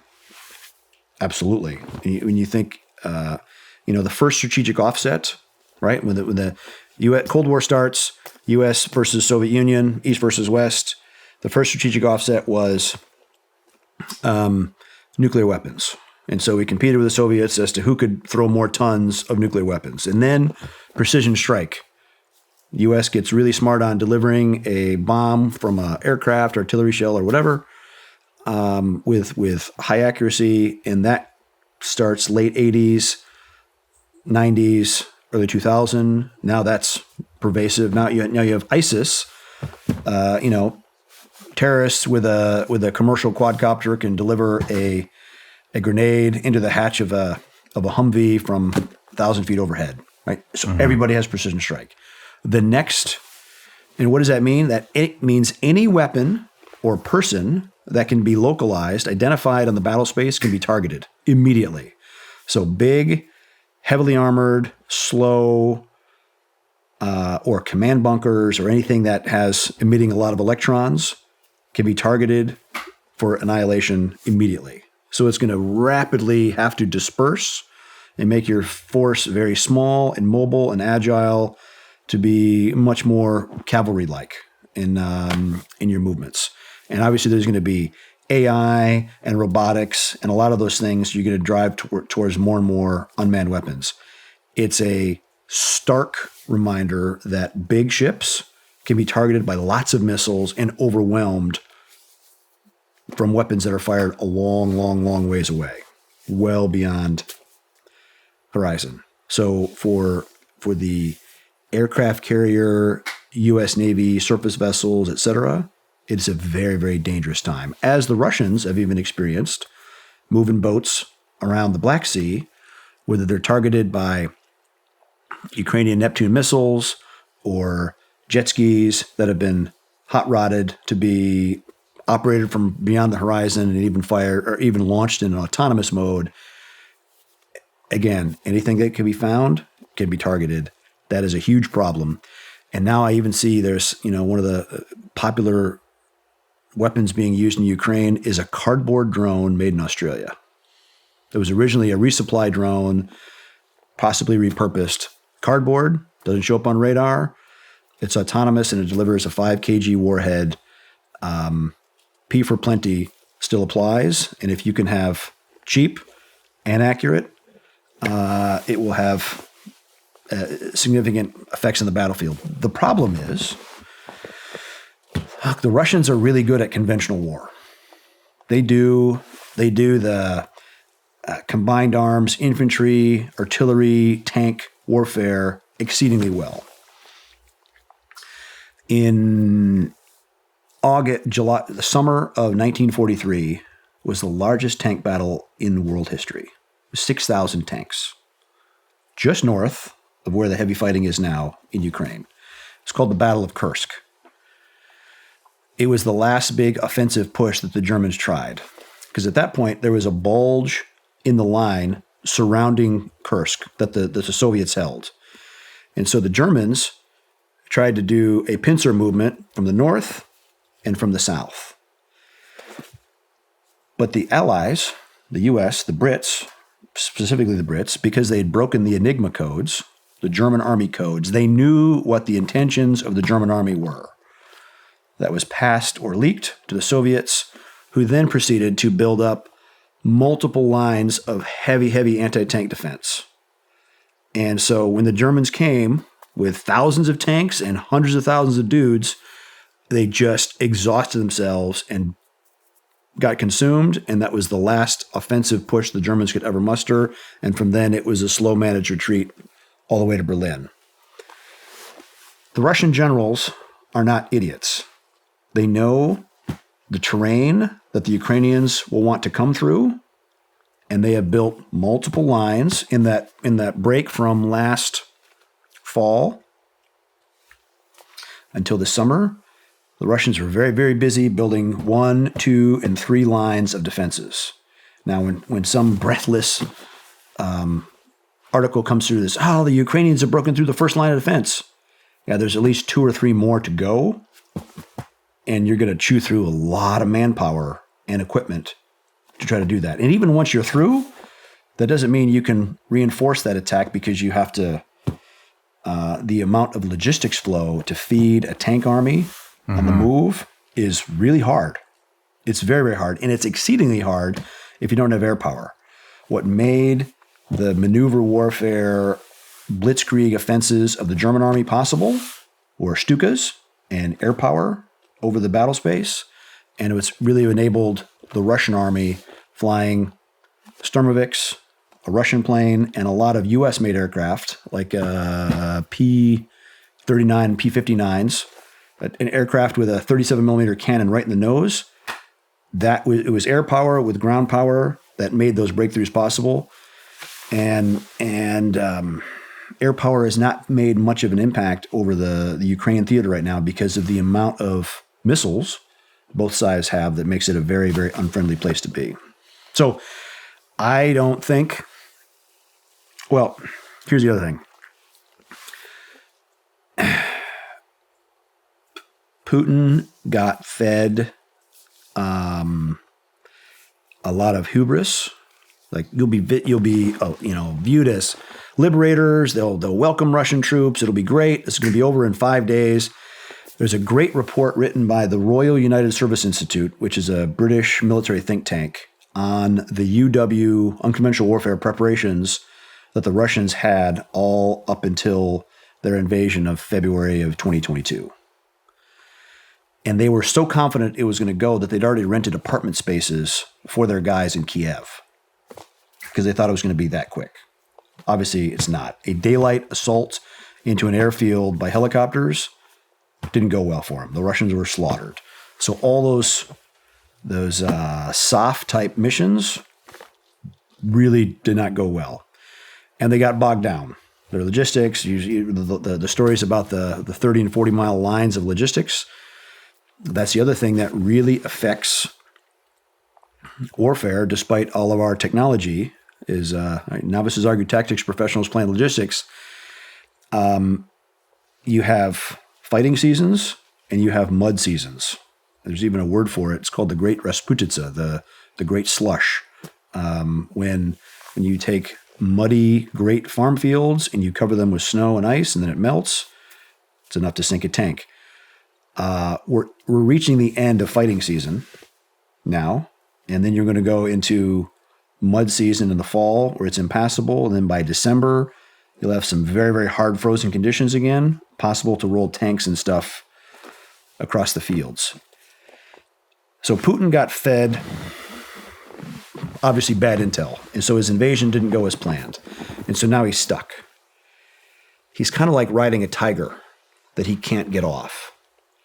Because if he gets off the tiger and says, oh, okay, now it's peace. And one of the things that really brought down the Soviet Union in 91 was tens of thousands of pissed off veterans that came back from Afghanistan saying, what the hell do we sacrifice all that for? That helped overthrow the government. He has lots of those problems, lots of really damaged.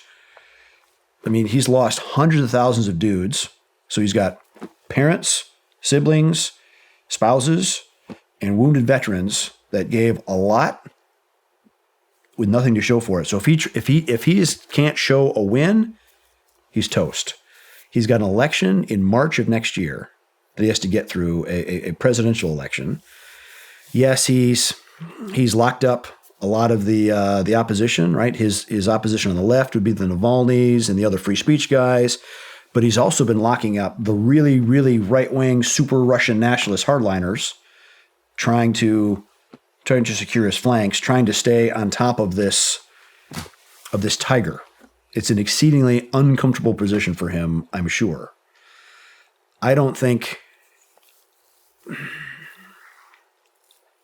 the war is on his side, that he's ready to end until at least until 25. Because the Russians, look, still making all kinds of money on selling oil and gas and wheat and all those basic commodities. The world still needs those, and people will find a way to buy it. The longer that goes, and this is where it's really not in our strategic long-term interest. The more we push Russia away from Europe and into the servitude of China, that is not in our interest. That is exceedingly bad. Long-term, historically, culturally, we in the West and in Western Europe have a lot more in common with Russia than we do with China or Japan or Korea or India. And that's the tragic thing, the criminal thing, that the whole Russia collusion bullshit, the lie that was spun by the left to damage Trump, it prevented Trump from making a deal with Putin that would have brought him away from the orbit of China into look, we don't have to be their best buddies, but we can trade with them. And even if at best, if it was frenemies and not enemies, that's a better position of respect and a much better in American interest, in Western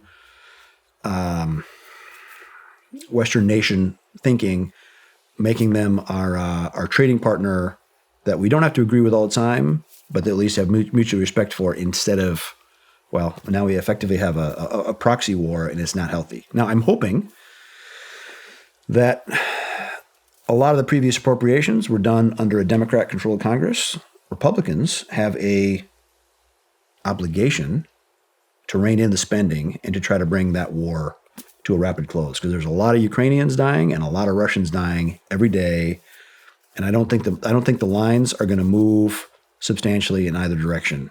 And so it's just going to be like a World War I trench warfare scenario where guys are just into the cauldron and dying. You remember, like, the Battle of the Somme, the British lost 60,000 dudes in a weekend. Just awful. What the Russians are doing is recruiting widely, and they're paying more and more.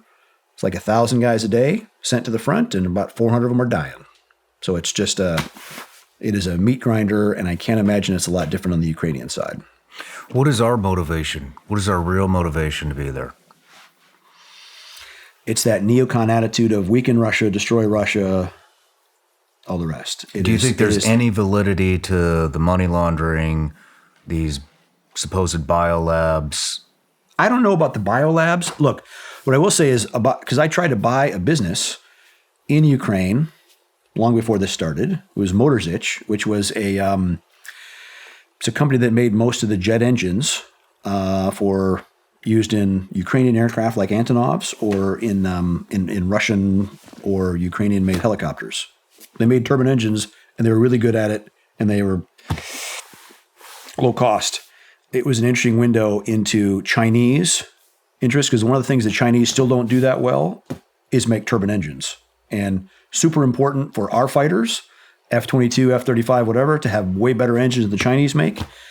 And the Chinese had actually spent $1 billion to illegally and illicitly, through a bunch of shell companies, try to buy Motors Itch.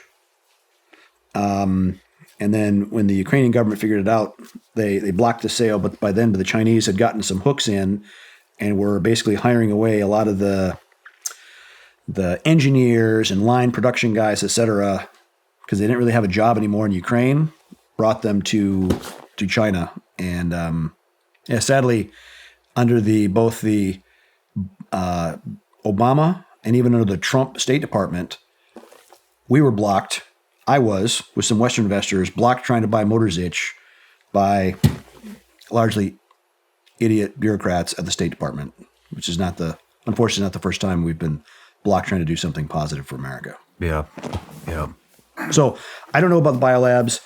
Yes, there's an enormous amount of money being blown in that process. Does the industrial complex love to spend more stuff and turn the inventory? Absolutely.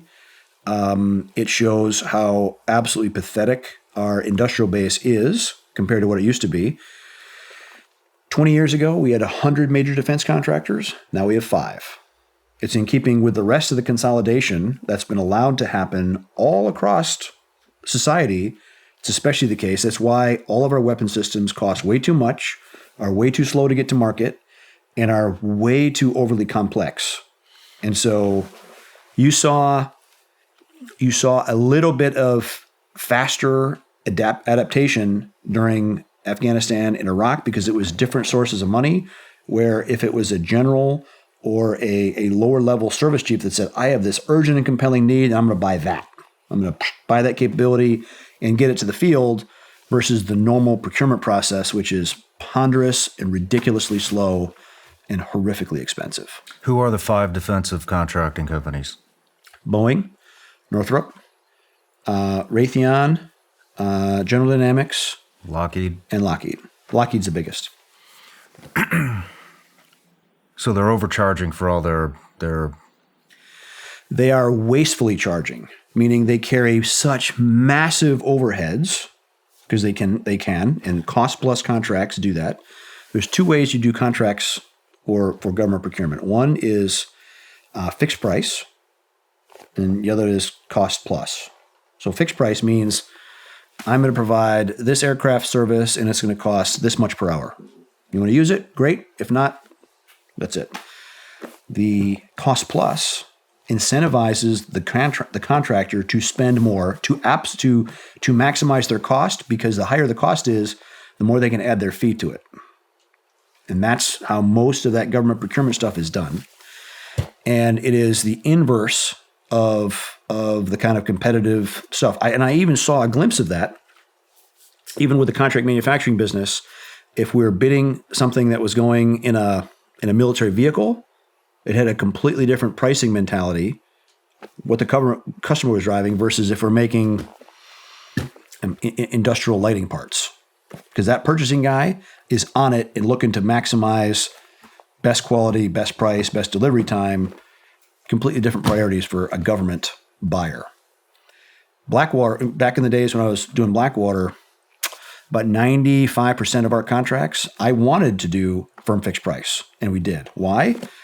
Because coming from an automotive, hyper-competitive industry where we really learned to run our costs, we made good margins because we knew what our costs were, and we drove our costs down as much as possible. We got hyper-efficient so we could outcompete everybody else. And I think that's one of the reasons Big Washington hated the idea of a Blackwater, because we were a tiny company. We never did anywhere close to $1 billion in revenue, but our management team and our capability, we punched way above our weight in the idea of a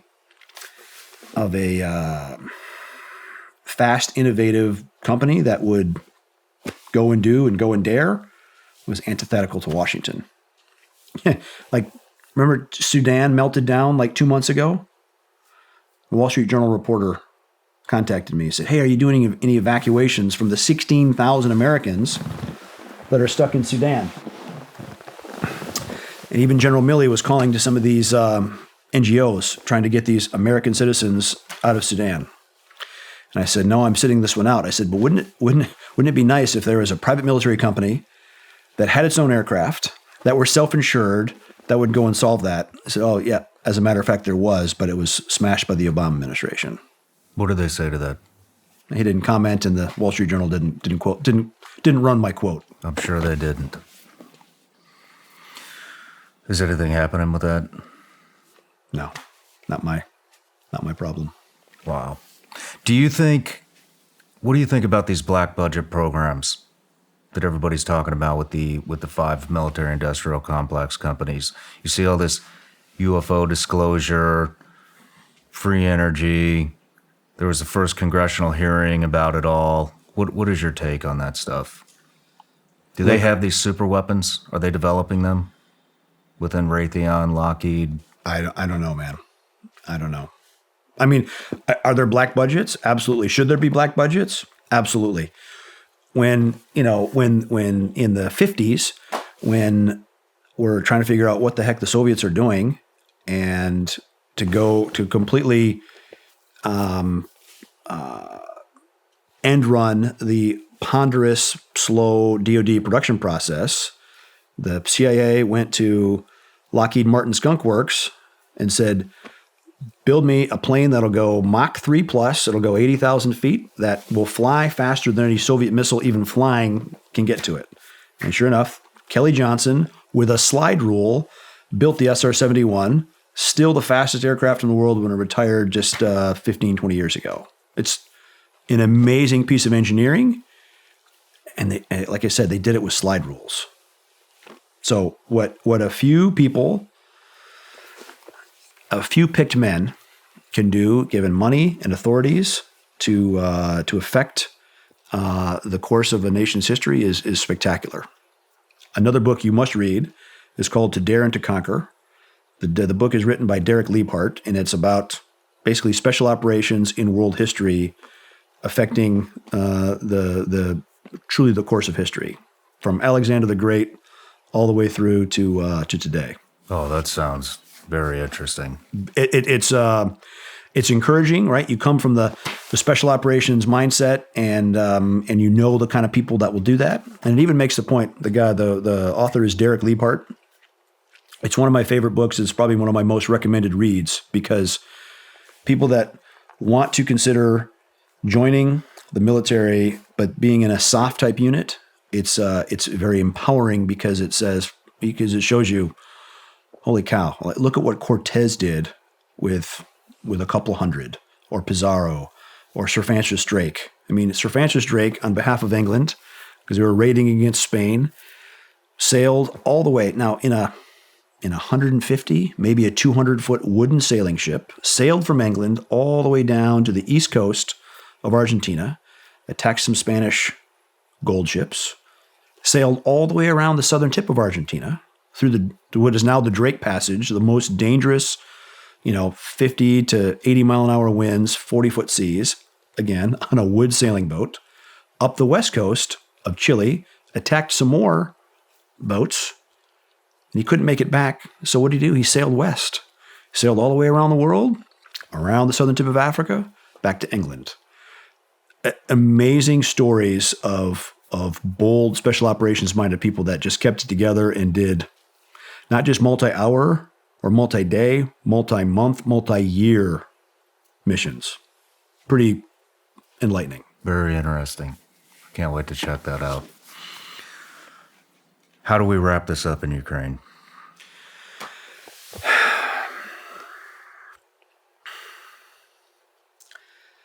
It is in the interest of the West to bring Russia away from China. And so Is it how much of the interest of the U.S. taxpayer is who controls Crimea or Mariupol or Donetsk or whatever? Ultimately, those terrain issues, to me, comes down to matters of governance. Who governs that ground the best? And like we talked about earlier on how do you get land title or a business license, all those basic elements of capitalism that allow people to live and function, that's ultimately the contest that we're in globally between two very different paradigms. One is what built America in the first place, the American individualist capitalist model versus a elitist government-run image of the Chinese Communist Party, and its close, I would say, intellectual second, a global elitist clique that controls much of the means of production and dictates terms to the masses of what they will do and how they should live. That's the real competition, and my money's still on having read books like To Dare and to Conquer, and to see throughout history that the right people, properly motivated, organizing to compete and to flourish, will still win out.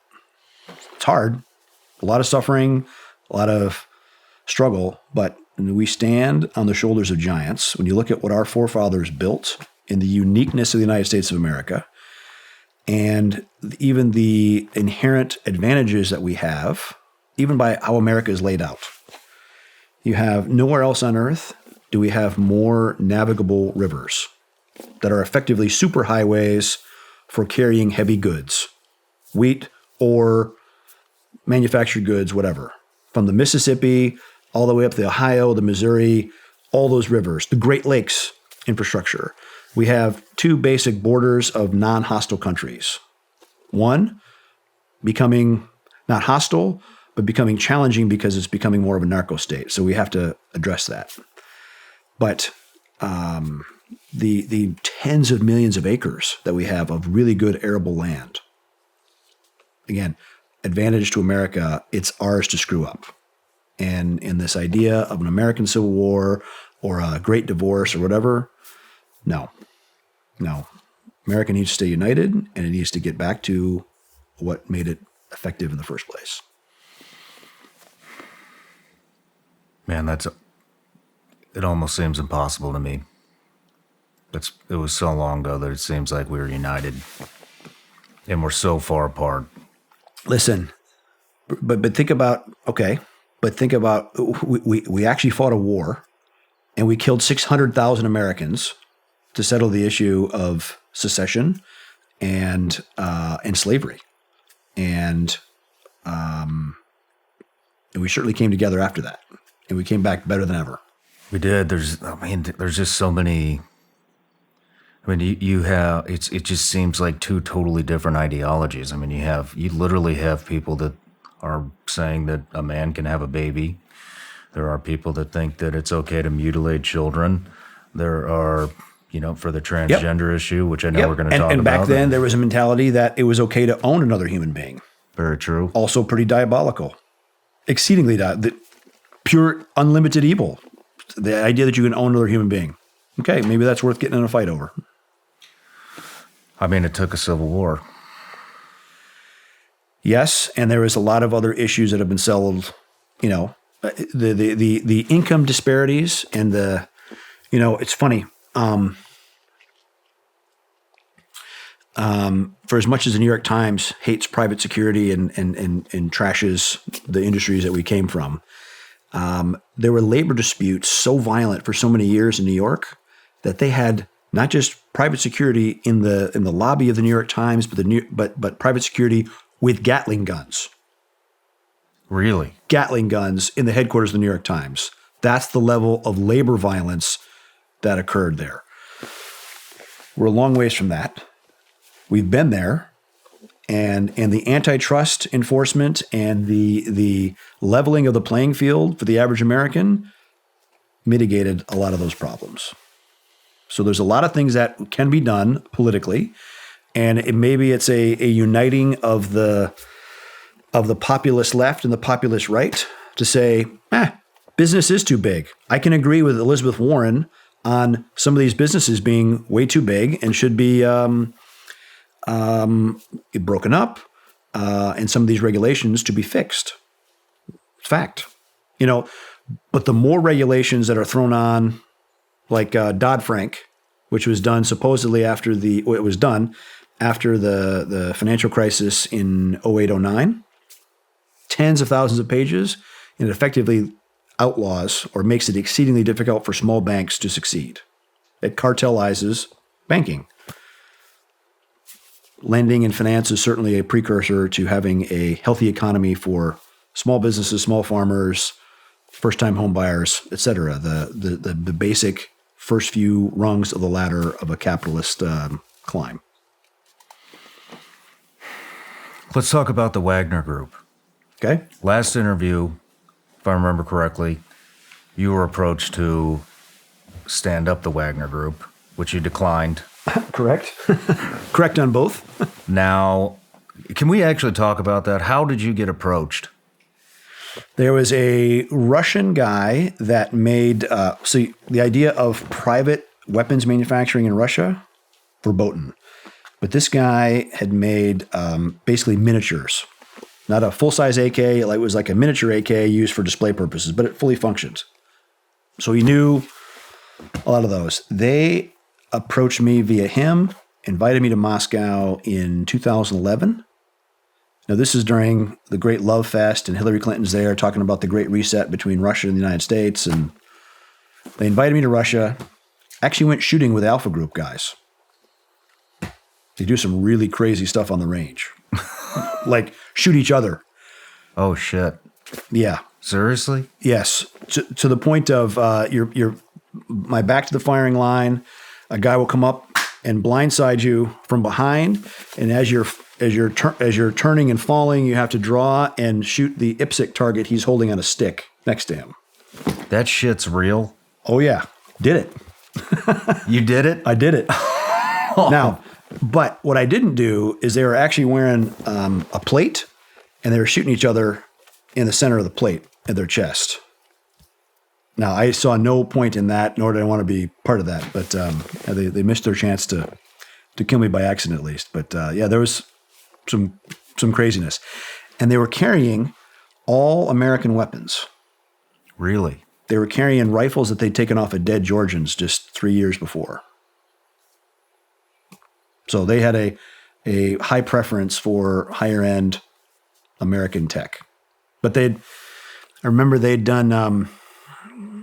I had a beer with some of those guys after that, and they had they'd done 900 kill capture missions the previous year. 900. Yes, inside Russia, mostly against Dagestan and Chechnya, because they had their own Islamic terror opposition problems in the south of the country. But I was shocked by how they didn't really do mobility very well, because they walked to every mission. No helicopters, no air, no nothing that the enabling tools that a SOCOM guy would take for granted in getting to the mission area to do the mission, they didn't have. Anyway, hard men. I said, no, thank you, left, never heard from them again. And sure enough, then the little green men, the unconventional hybrid force was used when they seized Crimea and the eastern parts of Ukraine in 2014. And then they used them in Syria extensively and effectively. Why? Because at that point, the Syrian army had gone to exhaustion, was going to fail.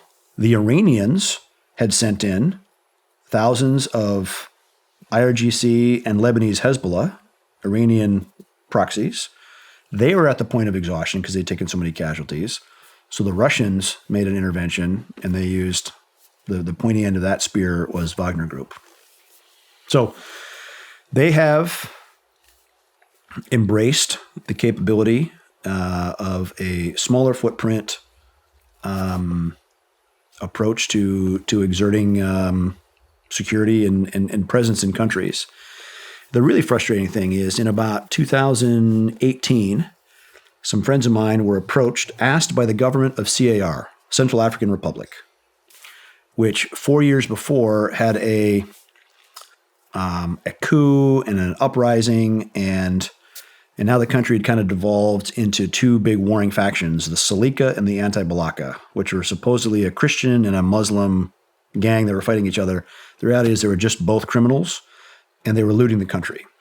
And the country had previously collected about $600 million in tax on all the gold, diamond, copper, tin, valued exports that were leaving the country. And now they were doing zero.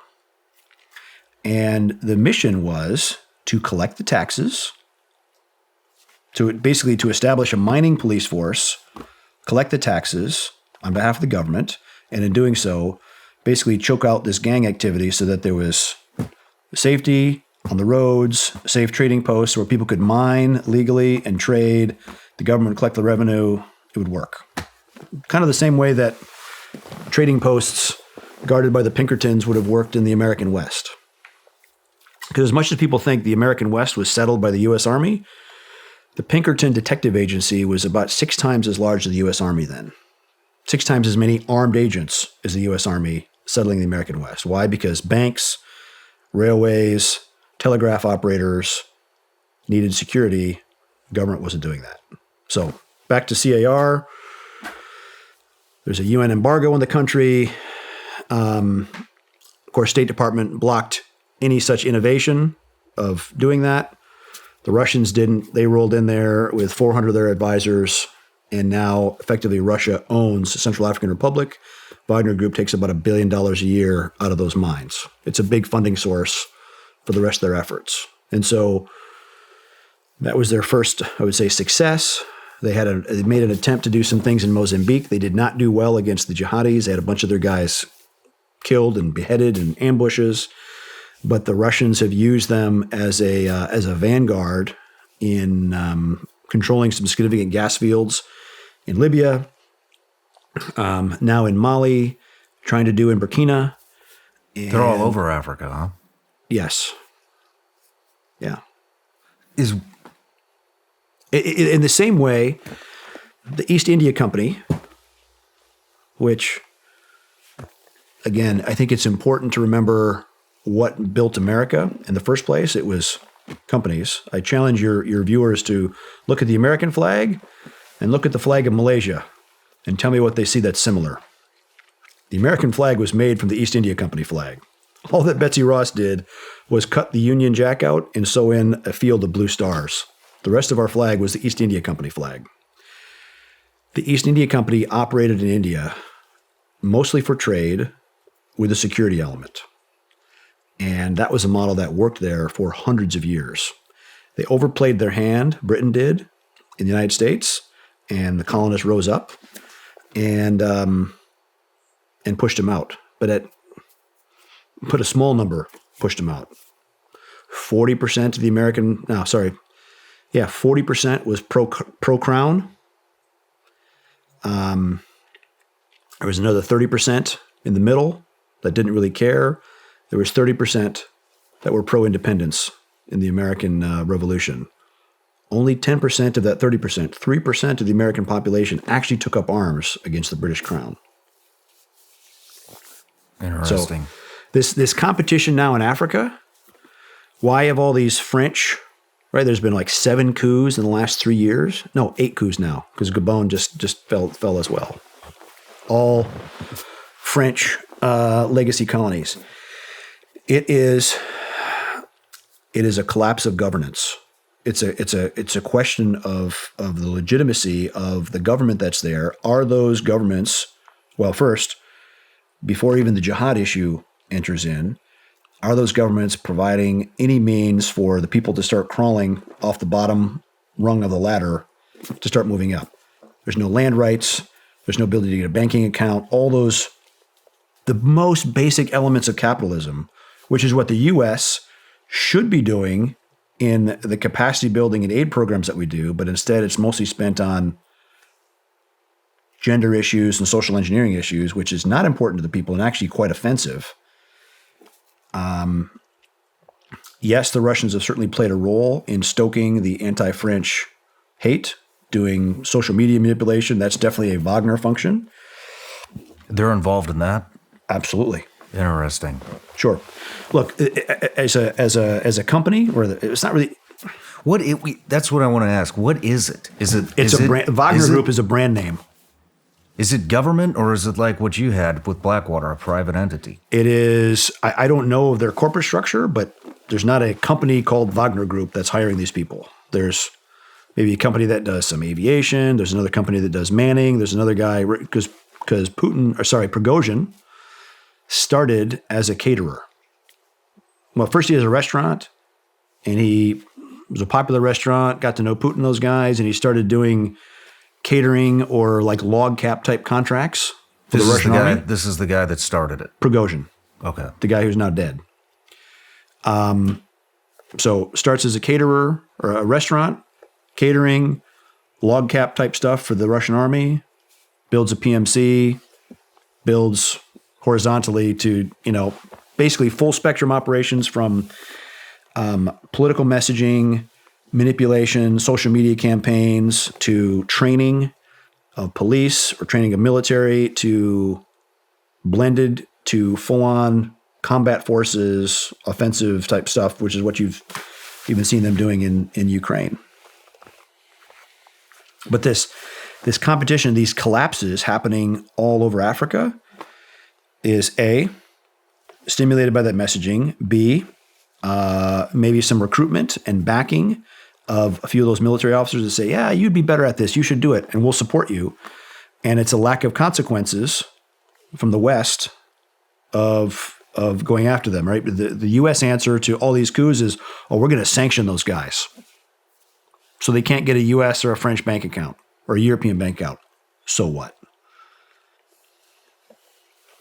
The real scary thing is you have all kinds of different jihadi organizations flowing around the Sahel.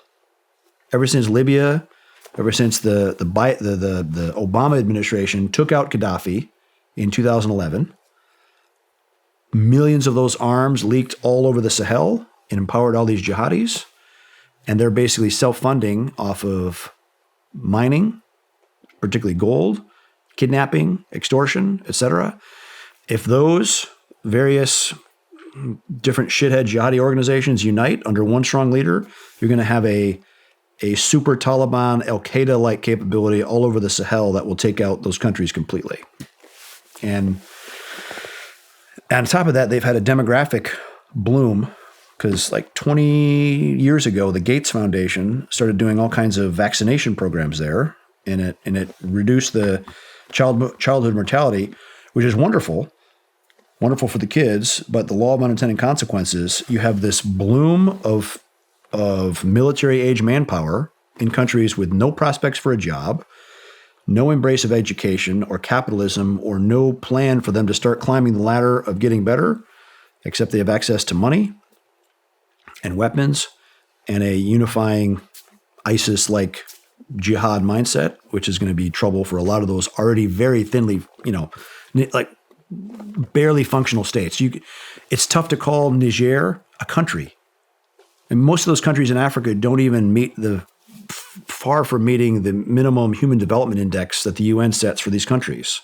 So if the government isn't even doing the most basic of things for its citizens, is it really a country, or is it just a line drawn on a map? It is a interesting reality that nobody thought of. It's a very challenging, very, very challenging reality. It's fixable. It's solvable. And if you look back at history as to how it was done in the past, that's what will be turned to again. And it is not going to be done by sending the 82nd Airborne Division there. It's fascinating to see the cause and effect, take place from and again, the vaccination program. What did that cause? And then you just described it. And then I'm not saying it's the vaccination problem that caused it, but it definitely caused a massive bloom of more population that survived. And now they're all standing around saying, what do we do? Well, I guess we go make jihad. And this gets solved by establishing some level of credible security, getting people some kind of property rights where they have the means to farm or the means to better themselves and to feed themselves. And when you look at even of what was done in Africa, well, let me back up. I'll tell one story. Back in 2017, when I was really pushing the Trump administration to change the strategy in Afghanistan, I wrote an op-ed, and Trump saw it, and he wanted to do that, but really the Beltway national security clique said, "No, hell no, that's a terrible idea." Everything I recommended was based on what worked for the East India Company for 200 years, which was better to employ people than to fight people. 2, if you're going to do security, you have to have locals, but you have to have locals led by professional expats, effectively like training wheels to keep the bike upright. And I was speaking at the Henry Jackson Society in London, which is like almost like a heritage foundation on foreign policy stuff. And I was laying this out, speaking unabashedly about the positives and some of the negatives about the East India Company, that it worked, and stop being ashamed of it, because this is the nature of how you should do stability operations. Because again, much better to employ people and to build out the economy with a credible security capability.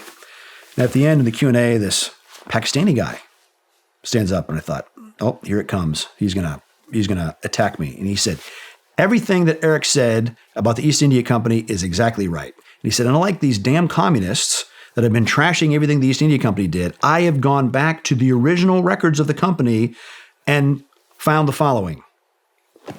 Yes, the East India Company built tens of thousands of miles of irrigation and made it possible for the entire subcontinent to feed itself, not just to feed itself, but to export food. So it ended famines. They stopped the debtor prisons, which were common all over the subcontinent, and stopped the warlordism. They stopped the Hindus and the Muslims from slaughtering each other by the thousands and tens of thousands. And they stopped sati. Do you know what sati is? I don't. It's wife burning. Wife burning? Wife burning. Burning your wife alive? Yes, it's a old Hindu awful practice. My favorite statue in London, and I was out for a run one morning, and it was in Trafalgar Square. So, Lord Nelson, the victor at the Battle of Trafalgar, which defeated the French Navy. Over in the corner is Charles Napier, and it caught my attention. It said this statue was erected from the donation of private soldiers.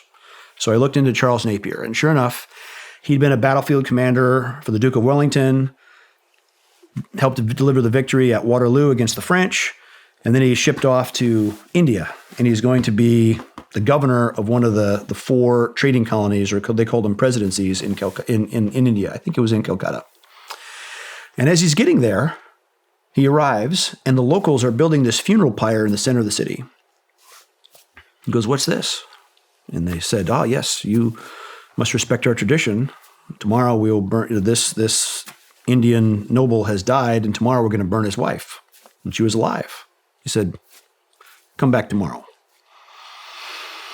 So that night, he had his East India Company forces erect a gallows surrounding that funeral pyre. And he said, "I will respect your culture and you will respect ours. In our culture, if you burn a woman, you're a murderer, and I'll hang every one of you if you touch her. No more sati." Amazing. If you're not confident enough in your culture to do that once in a while, you're screwed. And I think we, the United States, lost a huge opportunity in Afghanistan by doing something just as bad. You know what bachabazi is? I don't. You probably heard of it, but it's that horrible practice of passing a young boy around to his uncles and cousins or whatever to be brutally sexually exploited. Awful. Not only do we not stop it, the Obama administration penalized SF guys who stopped that from happening. Yep. I remember They this. didn't kill, they just tuned up some corrupt shitbag police commander who was raping his T-boy. They caught him in the act and they beat him up and they court-martialed him for it.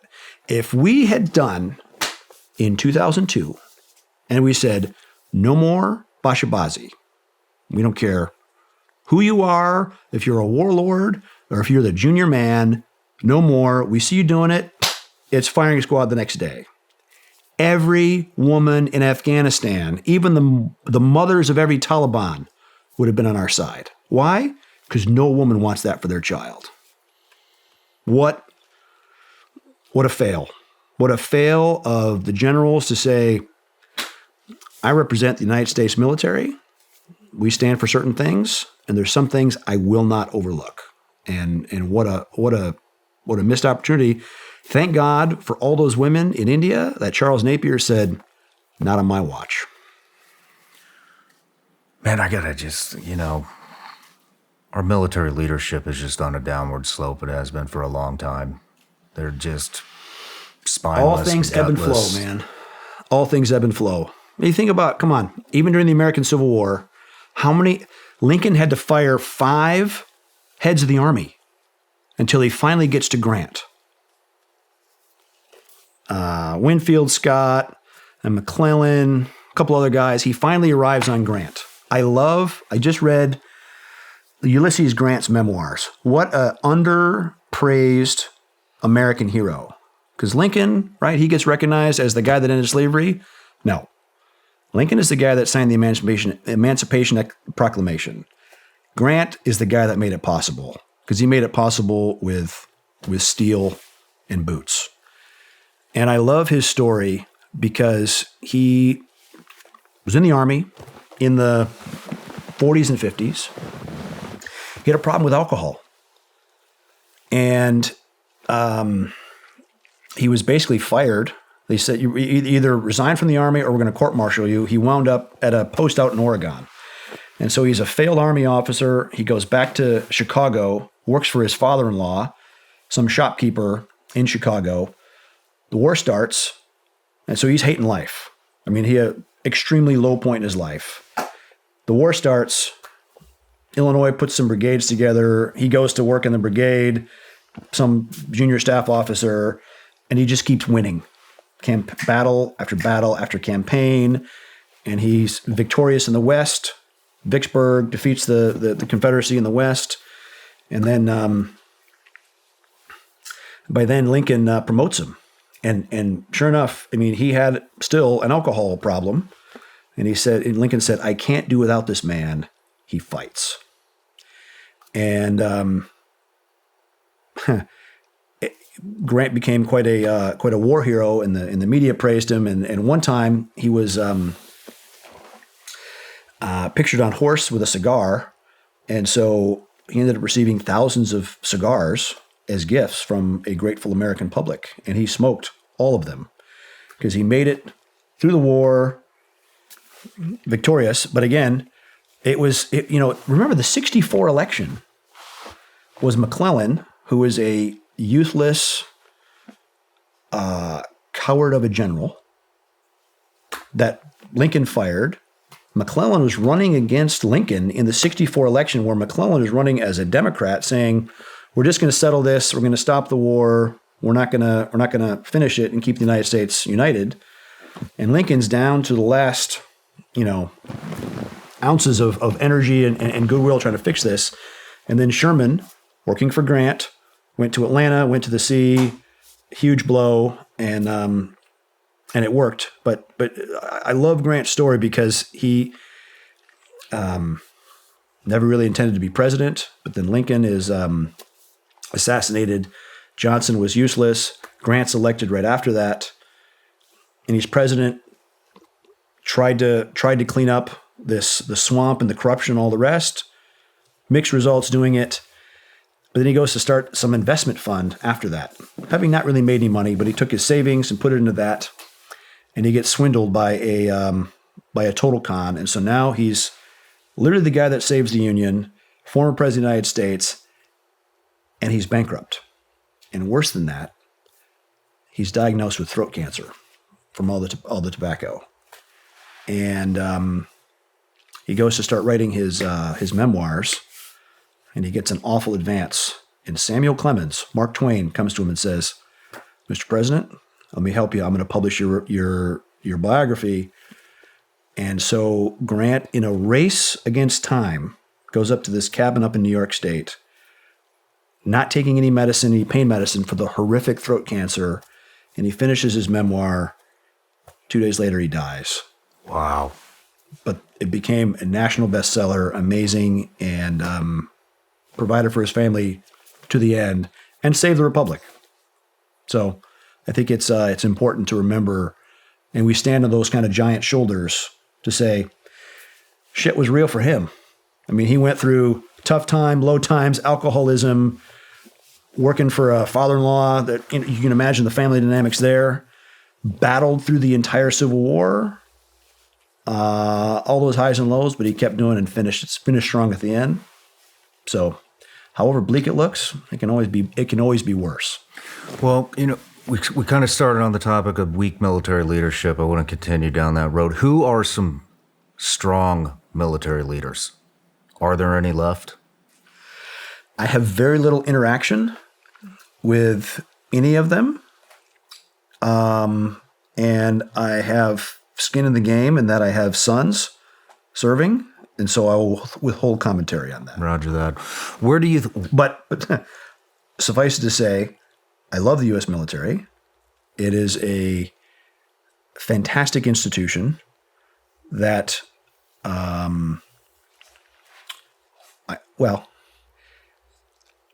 anything that has that much money thrown at it can develop a lot of bad habits and become like an obese triathlete. And so diets are good and reform is necessary. And it's even, seeing the recruiting problems that the Army and the Navy have, Marine Corps doesn't. But what's the difference in the Marine Corps recruiting? I think anybody that served can tell the difference between Marine Corps recruiting ads versus the other services. Because the Marine Corps says, we're standing on this wall for the last 250 years, and maybe if you're good enough, you can join us. Versus, hey, join up and we're going to pay for college, and the living conditions are great, and we have excellent golf courses. That's not why warriors join the military. Mm-hmm. I think the military does a horrific job of managing their manpower. There's an enormous amount of waste. And even in the Blackwater days, one of the things, right, because we employed a lot of military veterans or law enforcement guys, and the thing the guys really appreciated is that we didn't waste their time. Because whether you're, the danger of the military is that they view the manpower as a free good. Just like if the water, everyone would turn the water off when they're brushing their teeth if the water was $2 a gallon. But it's so cheap that it's sometimes easier to forget and you leave the water on. That's how the military views all their people as a free good. And because I remember one of the jobs that it was outsourced when we were doing, we had Blackwater Aviation, is we put 2 of our helicopters on board a military sea lift ship to replace the military helicopters that were doing vertical replenishment. Just basically flying loads from cargo ship to warship, back and forth, whatever the weather, whatever the seas. And we showed up to do that job with 2 helicopters and 8 guys. That's it. 4 crew, 4 mechanics on the ship, job done. The Navy did that with 2 helicopters and 70 guys. That's how many they had to put on that ship because they viewed all those bodies as a free good. And for it was 2 helicopters and 35 guys is what the Navy did. And then they had another 70 plus people back in stateside waiting to rotate. So the costs of doing that mission, 2 helicopters, 8 guys versus to keep 2 helicopters fielded was basically the Navy was 2 helicopters and 100 people that are on their payroll to do that. Very easy to do apples to apples comparison of who is cheaper. There's lots of market-based reforms that can be done to make the military wake up. We even, NSW, Naval Special Warfare, came to us because they wanted to add 2 more SEAL teams in about 04, 05, times of increased manning. They wanted to have more guys go to BUDS, but they didn't want to change the standards. He said, okay, why do people rob banks? It's where the money is. You want to go find recruits for NSW? We did a study, like the chances of a state level wrestler in Montana or Wyoming has a very high pass rate through BUD/S. So that kind of study, and we sent a couple contractors, former SEALs with a Suburban, with a static display, to go appear at those kind of wrestling matches or a triathlon series or whatever. And the pass rate and the amount of really qualified studs that showed up for training, not just benefited NSW, but EOD and Diver and SWIC and all that stuff. Program's still running today. Is it really? Yeah. It's the whole mentor program to help guys understand how to get through that process. How did the weak leadership develop? It just seems like everybody now is a yes man. Is it greed? Think about World War II, where almost every flag officer that started it was fired. Fact. And at peak, we had 14 million men and women, mostly men, under arms. We have the same amount of flag officers now as we did when we had 14 million men under arms. Now we have 1.5 million. So we have 10% of the people, the same amount of flag staff and officers at horrific expense, and in an era of email, video conference, cell phone, where you should have instant communication allowing for a flat and fast organization, which is what the private sector has done a lot in most cases across the economy. But in the military, it's gotten more and more and more bloated. And so that kind of compression and a severe thinning of the military higher ranks is absolutely necessary. I'm talking 80+% gone. Consolidate a lot of those things, eliminate a lot of that bureaucracy, and you'll actually start to get faster procurement decisions, faster training, and all the rest. If I was ever the Secretary of Defense, I would hire the head of training from Chick-fil-A. If you've not been through a Chick-fil-A drive-through, witness what Chick-fil-A managed to do with high school kids in organizing them into a NASCAR-style pit crew of flow. That's impressive. And so there's a lot of lessons that can be learned and imposed and implemented across the military. There's some great courses, some great elements of courses, but there's also some really arcane, dumb ways of doing things that have no basis in today's. I mean, I get frustrated because it bleeds into the veteran community. And I'm not calling everybody a yes man, but even my friends who own training companies, speaking events, people of real influence. Nobody's having these tough conversations. I'm one of the only guys out there from the community that's having these tough conversations. It's not just terrible in the DOD, it's also horrific in the VA. Yeah. I mean, we've had dozens of wounded vets groups. My family has a place in Wyoming. So we take a bunch of truly banged up vets out to the ranch, and to hear their stories and the amount of medications that they're on is horrific. When these guys are on 15 and 20 different medications a day, it's no wonder the suicide rate is 20 some a day. It's grotesque and wrong and just flat out evil. Basically the warehousing of the people that served America, forget about those guys. Just put them on drugs and pay them something to sit home.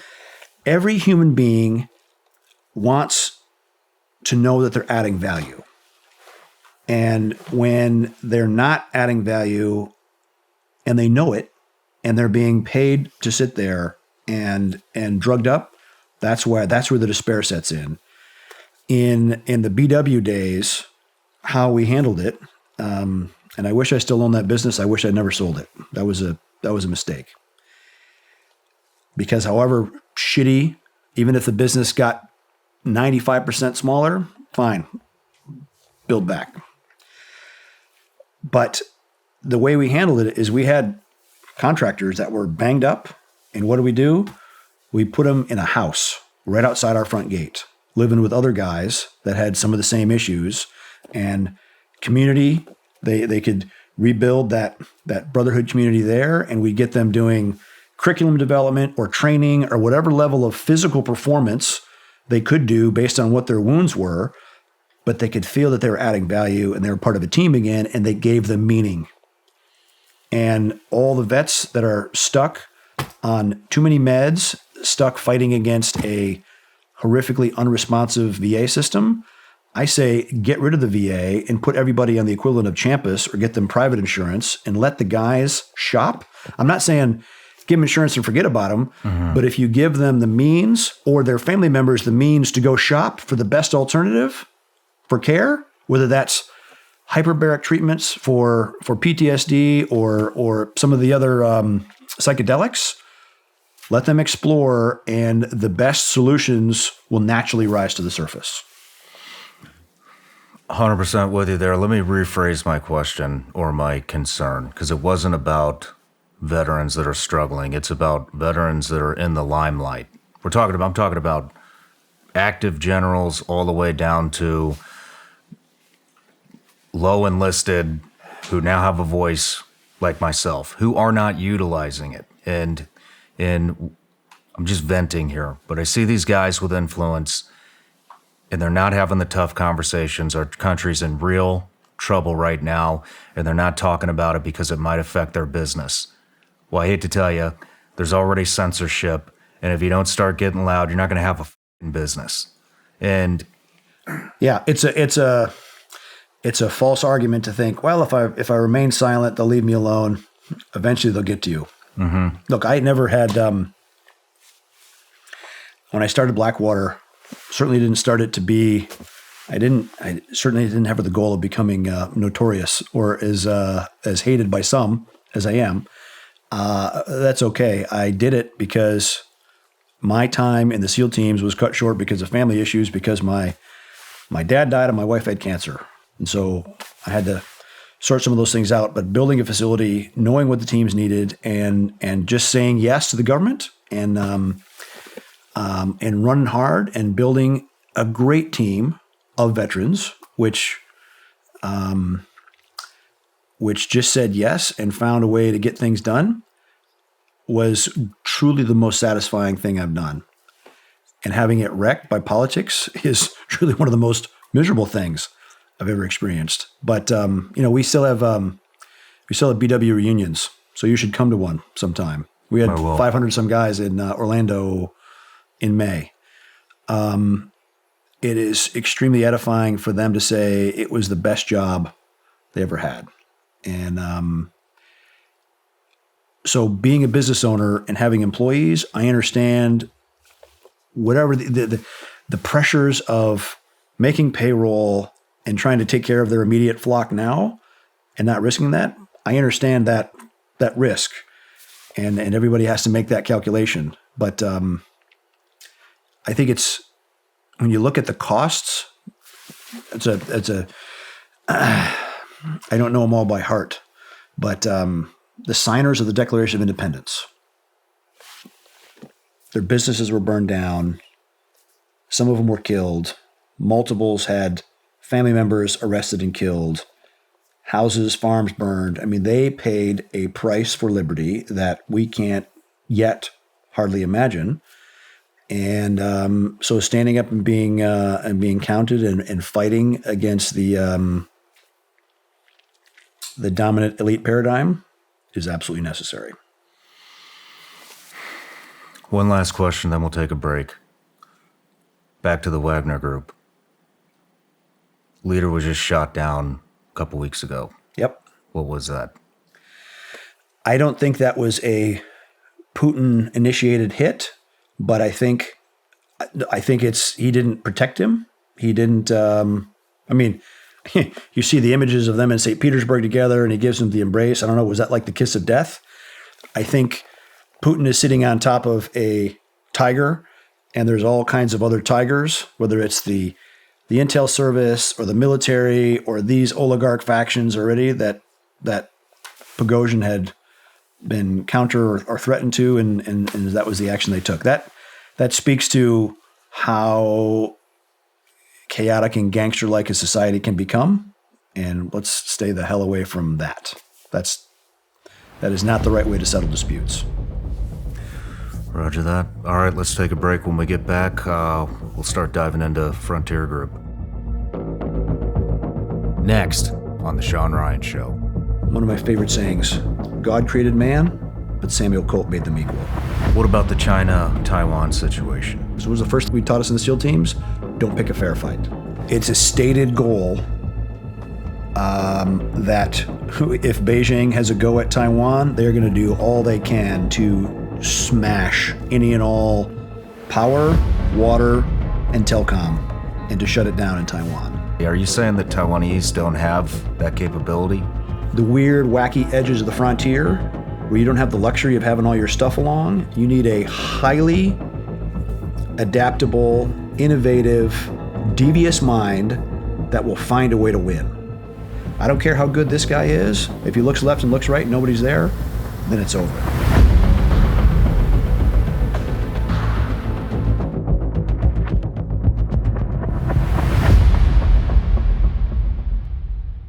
Hey everybody, I'm Shawn Ryan. Click here to subscribe to the Shawn Ryan Show YouTube channel for the hottest and most compelling interviews that you will not see anywhere else. I've also made a playlist of all the previous SRS episodes so they're easy to find. You can find that right here.